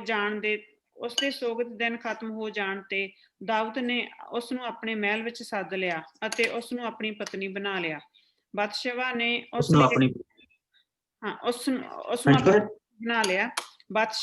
ਉਸ ਲਈ ਇੱਕ ਪੁੱਤਰ ਨੂੰ ਜਨਮ ਦਿੱਤਾ, ਪਰ ਪ੍ਰਭੂ ਨੂੰ ਦਾਊਦ ਦਾ ਇਹ ਕੰਮ ਪਸੰਦ ਨਹੀਂ ਆਇਆ ਸੀ। ਨਹੀਂ ਆਇਆ। ਸੋ ਹੁਣ ਆਪਾਂ 12ਵੇਂ ਚੈਪਟਰ ਦੇ ਵਿੱਚ ਆਵਾਂਗੇ। ਉੱਥੇ ਅਸੀਂ ਸੁਲੇਮਾਨ ਦਾ ਜਨਮ ਦੇਖਾਂਗੇ। 12ਵਾਂ ਚੈਪਟਰ ਜਿਹੜਾ 462 ਪੰਨਾ ਆ, ਅਸੀਂ ਉਸਦੀ 24 ਔਰ 25 ਆਇਤ ਹਾਂਜੀ। ਸੁਲੇਮਾਨ ਦਾ ਜਨਮ। ਫਿਰ ਦਾਊਦ ਨੇ ਜਾ ਕੇ ਆਪਣੀ ਪਤਨੀ ਬਤਸ਼ਬਾ ਨੂੰ ਤਸੱਲੀ ਦਿੱਤੀ। ਤਦ ਉਸ ਨੇ ਉਹਦੇ ਨਾਲ ਸੰਗ ਕੀਤਾ ਅਤੇ ਉਸ ਨੇ ਗਰਭਵਤੀ ਹੋ ਕੇ ਇੱਕ ਪੁੱਤਰ ਨੂੰ ਜਨਮ ਦਿੱਤਾ। ਦਾਊਦ ਨੇ ਆਪਣੇ ਪੁੱਤਰ ਦਾ ਨਾਂ ਸੁਲੇਮਾਨ ਰੱਖਿਆ। ਪ੍ਰਭੂ ਉਸ ਨੂੰ ਪਿਆਰ ਕਰਦਾ ਸੀ, ਇਸ ਲਈ ਪ੍ਰਭੂ ਨੇ ਨਾਥਾਨ ਨੂੰ ਘੱਲ ਕੇ ਉਸ ਦਾ ਨਾਂ ਜਦੀਦਿਆ ਰੱਖਿਆ। ਉਸਨੇ ਦਾਊਦ ਨੂੰ ਦੱਸ ਦਿੱਤਾ ਵੀ ਮੈਂ ਇਸ ਨੂੰ ਚੁਣਿਆ, ਤੇਰਾ ਬੇਟਾ ਅਬਸ਼ਲੋਮ ਰਾਜਾ ਨਹੀਂ ਬਣੇਗਾ। ਦਾਊਦ ਅਬਸ਼ਲੋਮ ਨੂੰ ਬਹੁਤ ਪਿਆਰ ਕਰਦਾ ਸੀ। ਤੇਰਾ ਬੇਟਾ ਅਬਸ਼ਲੋਮ ਨਹੀਂ ਰਾਜਾ ਬਣੇਗਾ। ਜਿਹੜਾ ਪ੍ਰਭੂ ਨੇ ਆਪਣਾ ਨਬੀ ਘੱਲ ਕੇ ਉਸਦਾ ਨਾਂ ਰੱਖਿਆ, ਔਰ ਉਸਦਾ ਜਿਹੜਾ ਨਾਂ ਰੱਖਿਆ ਗਿਆ ਯਦੀਆ, ਜਿਸਨੂੰ ਯਹੋਵਾ ਜਿਸਨੂੰ ਪਿਆਰ ਕਰਦਾ, ਯਹਵੇ ਜਿਸਨੂੰ ਪਿਆਰ ਕਰਦਾ, ਜਿਹੜਾ ਪ੍ਰਭੂ ਜਿਸਨੂੰ ਪਿਆਰ ਕਰਦਾ। ਉੱਥੋਂ ਪ੍ਰਭੂ ਨੇ ਉਸਨੂੰ ਦੱਸ ਦਿੱਤਾ ਰਾਜਾ ਦਾਊਦ ਨੂੰ, ਤੇ ਤੋਂ ਬਾਅਦ ਰਾਜਾ ਇਹ ਬਣੇਗਾ। ਇਸ ਬੰਦੀ ਦੇ ਨਾਲ, ਇਸ ਬੱਚੀ ਦੇ ਨਾਲ ਜਿਹੜੀ ਜਿੰਨੀ ਵੀ ਗਲਤੀ ਕੀਤੀ ਸੀ ਰਾਜਾ ਦਾਊਦ ਨੇ ਕੀਤੀ ਸੀ, ਉਸਦਾ ਕੋਈ ਕਸੂਰ ਨਹੀਂ ਸੀ। ਔਰ ਪ੍ਰਭੂ ਨੇ ਕੀ ਕੀਤਾ? ਉਸਦਾ ਕੁਛ ਨਹੀਂ ਰੱਖਿਆ। ਉਸਨੇ ਉਸਨੂੰ ਬਰਕਤ ਦਿੱਤੀ ਹੈ, ਔਰ ਉਹਦੇ ਤੋਂ ਜਿਹੜਾ ਬੇਟਾ ਪੈਦਾ ਹੋਇਆ ਉਹ ਰਾਜਾ ਹੋਇਆ। ਦਾਊਦ ਤੋਂ ਬਾਅਦ ਰਾਜ ਗੱਦੀ ਉਸਨੇ ਸੰਭਾਲੀ। ਸੋ ਇਸ ਲਾਈਨ ਦੇ ਵਿੱਚ ਅਸੀਂ ਇਹਨਾਂ ਔਰਤਾਂ ਦੇ ਬਾਰੇ ਦੇਖਦੇ ਪਏ, ਇਹਨਾਂ ਚੀਜ਼ਾਂ ਨੂੰ ਦੇਖਦੇ ਪਏ, ਔਰ ਇੱਥੋਂ ਸਾਨੂੰ ਇੱਕ ਚੀਜ਼ ਦਾ ਪਤਾ ਲੱਗਦਾ ਕਿ ਸਾਡਾ ਪ੍ਰਭੂ ਪਰਮੇਸ਼ਵਰ ਕਿਸੇ ਦੇ ਨਾਲ ਅਨਿਆਏ ਨਹੀਂ ਹੋਣ ਦਿੰਦਾ। ਸਾਡਾ ਪ੍ਰਭੂ ਪਰਮੇਸ਼ਵਰ ਹਰ ਹੱਕ ਮੋੜਦਾ, ਹੱਕ ਦਿੰਦਾ। ਸਾਡਾ ਪ੍ਰਭੂ ਪਰਮੇਸ਼ਵਰ ਜਿਸ ਲਈ ਕੋਈ ਇਸ ਤਰ੍ਹਾਂ ਖੜਾ ਹੋ ਜਾਂਦਾ ਕਿ ਮੇਰਾ ਪ੍ਰਭੂ ਤੂੰ, ਉਹ ਮੁਆਬੀ ਆ ਵਿਚਾਰੀ ਔਰਤ, ਉਹ ਰੂਸ ਜਿਹੜੀ ਆ ਮੁਆਬੀ ਆ, ਉਹਨਾਂ ਦੇ ਆਪਣੇ ਦੇਵੀ ਦੇਵਤੇ ਆ ਉੱਥੇ। ਉਸਨੇ ਕਿਹਾ ਕਿ ਨਹੀਂ, ਆਪਣੀ ਮਾਂ ਨੂੰ ਕਹਿ ਰਹੀ ਆ, ਆਪਣੀ ਸੱਸ ਨੂੰ ਕਹਿ ਰਹੀ ਹੈ, ਤੇਰੇ ਲੋਕ ਮੇਰੇ ਲੋਕ, ਤੇਰਾ ਪ੍ਰਭੂ मेरा प्रभु, और मैं तेरी सेवा करूं, मैं तेरी सेवा करूं, मैं तेरी देखभाल करूं। और प्रभु ने उसमें बरकत दी। ਇਹ ਪ੍ਰਭੂ, ਇਹ ਪ੍ਰਭੂ ਦੀ ਉਸ ਲਾਈਨ ਦੀ ਬਰਕਤ ਹੈ ਜਿਹੜੀ ਅਸੀਂ ਬਹੁਤ ਘੱਟ ਦੇਖਦੇ ਹਾਂ। ਇਹ ਬਰਕਤਾਂ ਉਸ ਦੇ ਵਿੱਚੋਂ ਅਸੀਂ ਦੇਖਦੇ ਹਾਂ। ਕੱਲ ਨੂੰ ਅਸੀਂ ਲੂਕਾ ਦੇ ਬਾਰੇ ਦੇਖਾਂਗੇ, ਜੋ ਲੂਕਾ ਦੇ ਵਿੱਚ ਦੱਸਿਆ ਗਿਆ ਉਸ ਨੂੰ ਦੇਖਾਂਗੇ। ਸੋ ਆਓ ਦੁਆ ਕਰੀਏ ਔਰ ਆਪਣੇ ਆਪ ਨੂੰ ਪ੍ਰਭੂ ਜੀ, ਮੈਂ ਤੇਰਾ ਬਹੁਤ ਸ਼ੁਕਰ ਕਰਦਾ ਇਸ ਸਮੇਂ ਦੇ ਲਈ ਜੋ ਤੇਰੇ ਰਹਿਮ, ਤੇਰੀ ਦਇਆ ਔਰ ਤੇਰੀ ਕਿਰਪਾ ਦੇ ਨਾਲ मैं अपने भैन भरावां दे लई बहुत शुक्र करदा प्रभु जी, जो इन्हां दी भुख देख के खुदावा कि किस तरह ये शहद दियां मक्खियां दे वांग इकट्ठे हो जांदे और प्रभु दी उस शब्द दे आले दुआले प्रभु जी ये चिमड़ जांदे, उठों मिठास लैंदे जो इन्हां दी रूह दी खुराक। भुखियां नूं सचमुच दूर हो जांदा। पहला बरकत ये है कि धन वो आ जिहड़े भुखे ते प्यासे और प्रभु ਉਹਨਾਂ ਨੂੰ ਤ੍ਰਿਪਤ ਕਰੇਗਾ। ਸੋ ਪ੍ਰਭੂ ਜੀ, ਆਪਣੇ ਬੱਚਿਆਂ ਨੂੰ ਤ੍ਰਿਪਤ ਕਰੇ, ਮੇਰੇ ਤੇ ਵੀ ਰਹਿਮ ਕਰੀ। ਇਸ ਵਚਨ ਦੇ ਰਾਹੀਂ ਪ੍ਰਭੂ ਜੀ ਤੂੰ ਮੈਨੂੰ ਵੀ ਬਰਕਤ ਦੇ। ਔਰ ਇਸ ਵਚਨ ਦੇ ਵਿੱਚ ਪ੍ਰਭੂ ਜੀ ਅਸੀਂ ਤੇਰੀ ਵਫਾਦਾਰੀ ਦੇਖਦੇ ਹਾਂ ਕਿ ਸਾਡਾ ਪ੍ਰਭੂ ਵਫਾਦਾਰ, ਉਹ ਕਿਸੇ ਨੂੰ ਪਿੱਛੇ ਨਹੀਂ ਰਹਿਣ ਦਿੰਦਾ, ਬਲਕਿ ਬਰਕਤਾਂ ਦੇ ਨਾਲ ਮਾਲਾ ਮਾਲ ਕਰਦਾ। प्रभु की लीनियज दे विच प्रभु जी इन्हां औरतां नूं वो जगह दित्ती कि अज जिथे भी बाइबल पढ़ी जाती है खुदावंद इन्हां 4 औरतां दा नाम उत्थे आउंदा। ये 4 मावां दा नाम प्रभु जी तेरी लीनियज दे विच आउंदा। दुनिया दे मर्द ने इन्हां दे नाल धोखा कीता, पर स्वर्ग दे परमेश्वर ने जिस वेले यसु इस धरती ते आया तो प्रभु जी इन्हां नूं मां कहण तो संगदा नहीं। प्यारे प्रभु, हुण तू साडे नाल चले, साडे प्रभु जी अगे पिछे सज्जे खब्बे तेरी राखी, अंदर पवित्र आत्मा दी हजूरी, स्वर्ग तो तेरी निगाहबानी, पैरां च छोटा रास्ता। मेरे भैणां भरावां नूं बरकत दे। इन्हां ने अपनी बाइबल स्टडी ते दूसरी ते जाना प्रभु जी, तू जिस बंदे ने भी अज वचन लैके आना उसका मुंह भरी, ताकि प्रभु जी वो सारे बरकत का कारण बने। खुशी है मसीह के नाम दे विच असीं अपने आप नूं तेरे हत्थां च और सारे धन के ब्लेस यू। प्रभु तुहानूं बरकत है। प्रभु तुहाडे नाल बनिया रहे। कल नूं सेम टाइम आपां दोबारा मिलांगे और आपां लूक दे विचों तीसरे चैप्टर दे विचों प्रभु दी लीनियज नूं देखांगे जिहड़ी आदम तो शुरू हुंदी है और प्रभु यसू तक। Bless you.